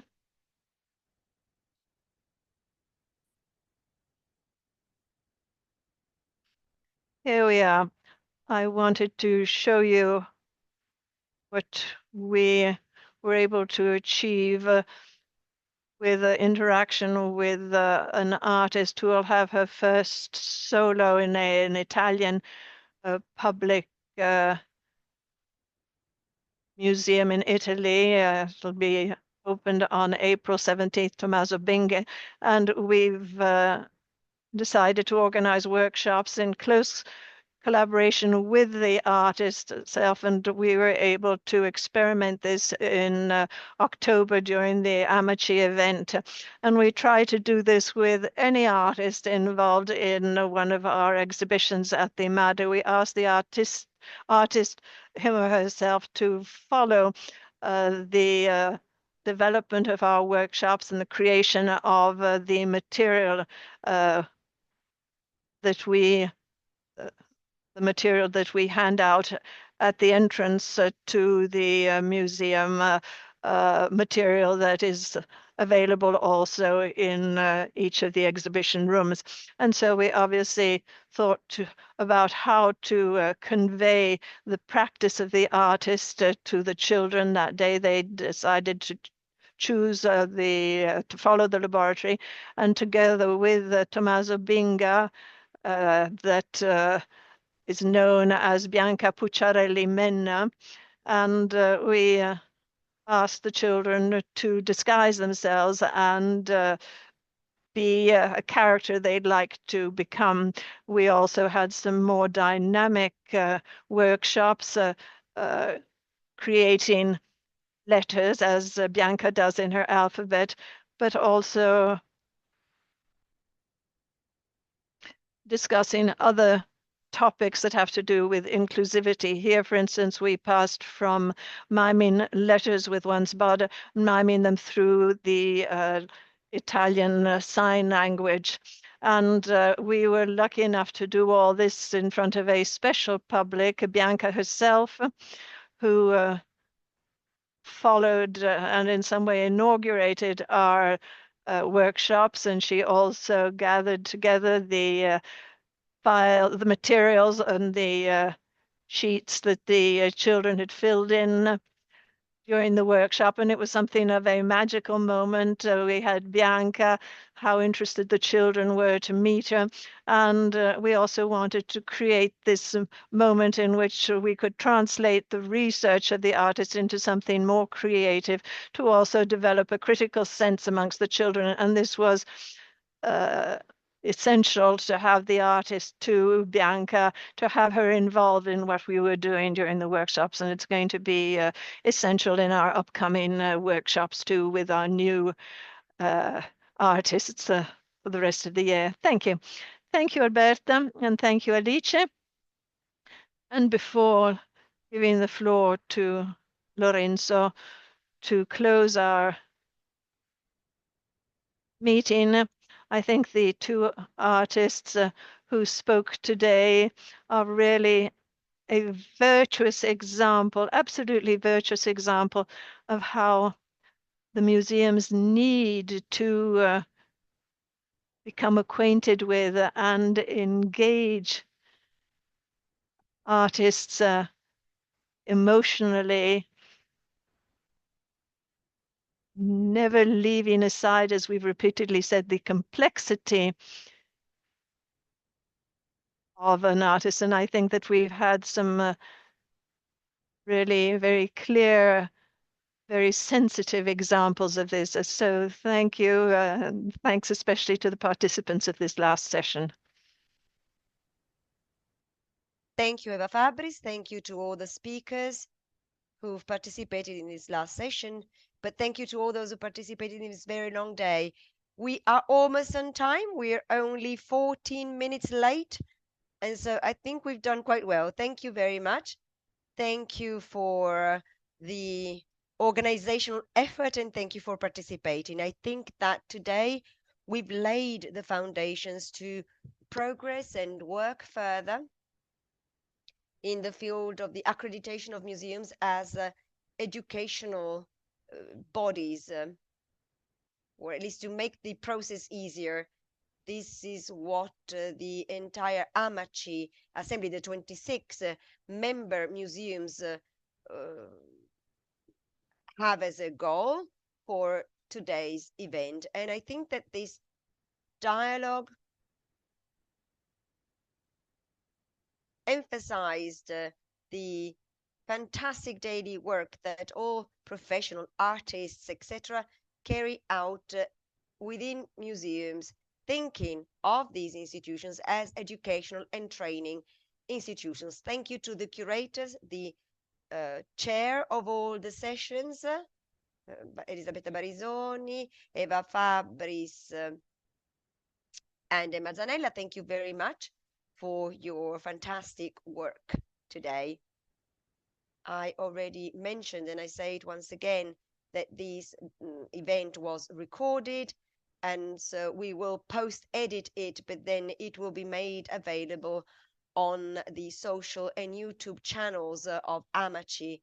I kindly invite you to follow the initiatives of the association, the Day of Contemporary Art in October, and much, much more. You will find all the information on our website, www.amaci.org, and on the social channels. We talked a lot today about many, many topics, the accreditation. We've talked about PhD research, internships. We've talked about many initiatives by artists carried out together with the educational departments of our museums. Now, for this very last minute, I would like to potentially expand the discourse and close without closing, raising one last point, one last topic: teaching art history in the Italian schools. Now, this morning we talked a lot about how much museums do and how much the professionals who work at museums do. They represent a professional system that is very rich and that we want to strengthen daily. Well, as museums, from our position, we believe that we should also launch a discussion on how the history of art is taught in Italian schools, because it's those citizens that we want to then talk to. So I think that this is a matter for discussion as well. Anisa, the Italian Association of Art History Teachers, sent us a brief note saying currently the hours of arts and in the scuola media, the medium school, are 66 a year, namely 2 hours a week for 33 weeks in a school year, which means that in general, kids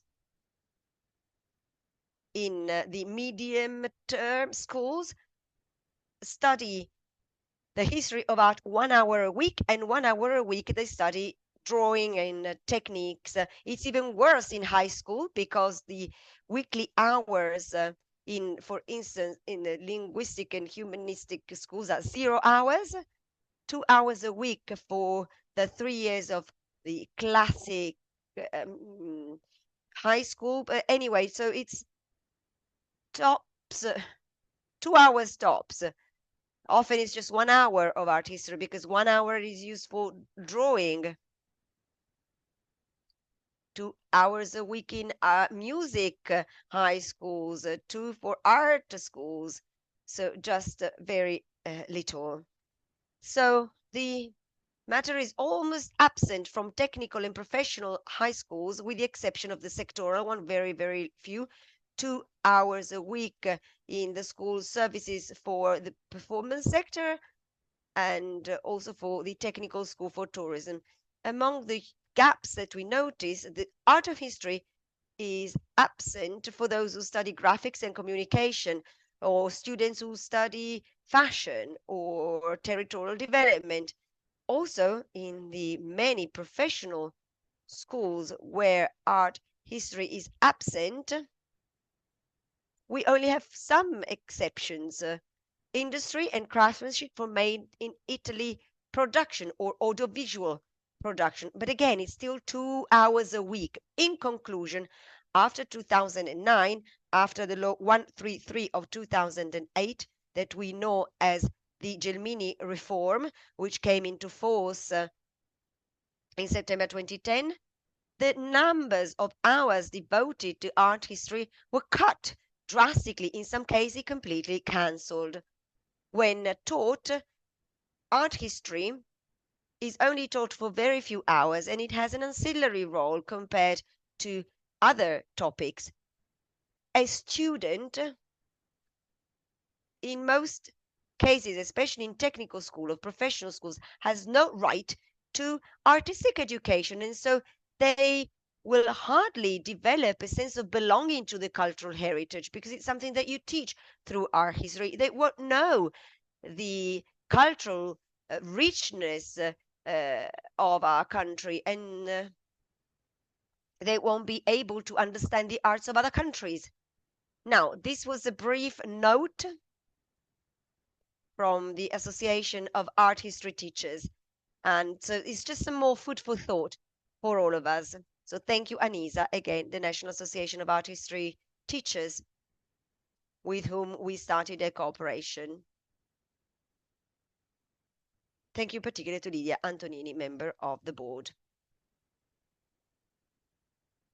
With this, which I think is very important, I would like to officially close this day. Thank you very much to all the speakers. Thank you to the coordinators and the curators. Once again, the General Direction for Contemporary Creativity for making this all possible. And thank you to the more 530 people who were connected and followed the event with us.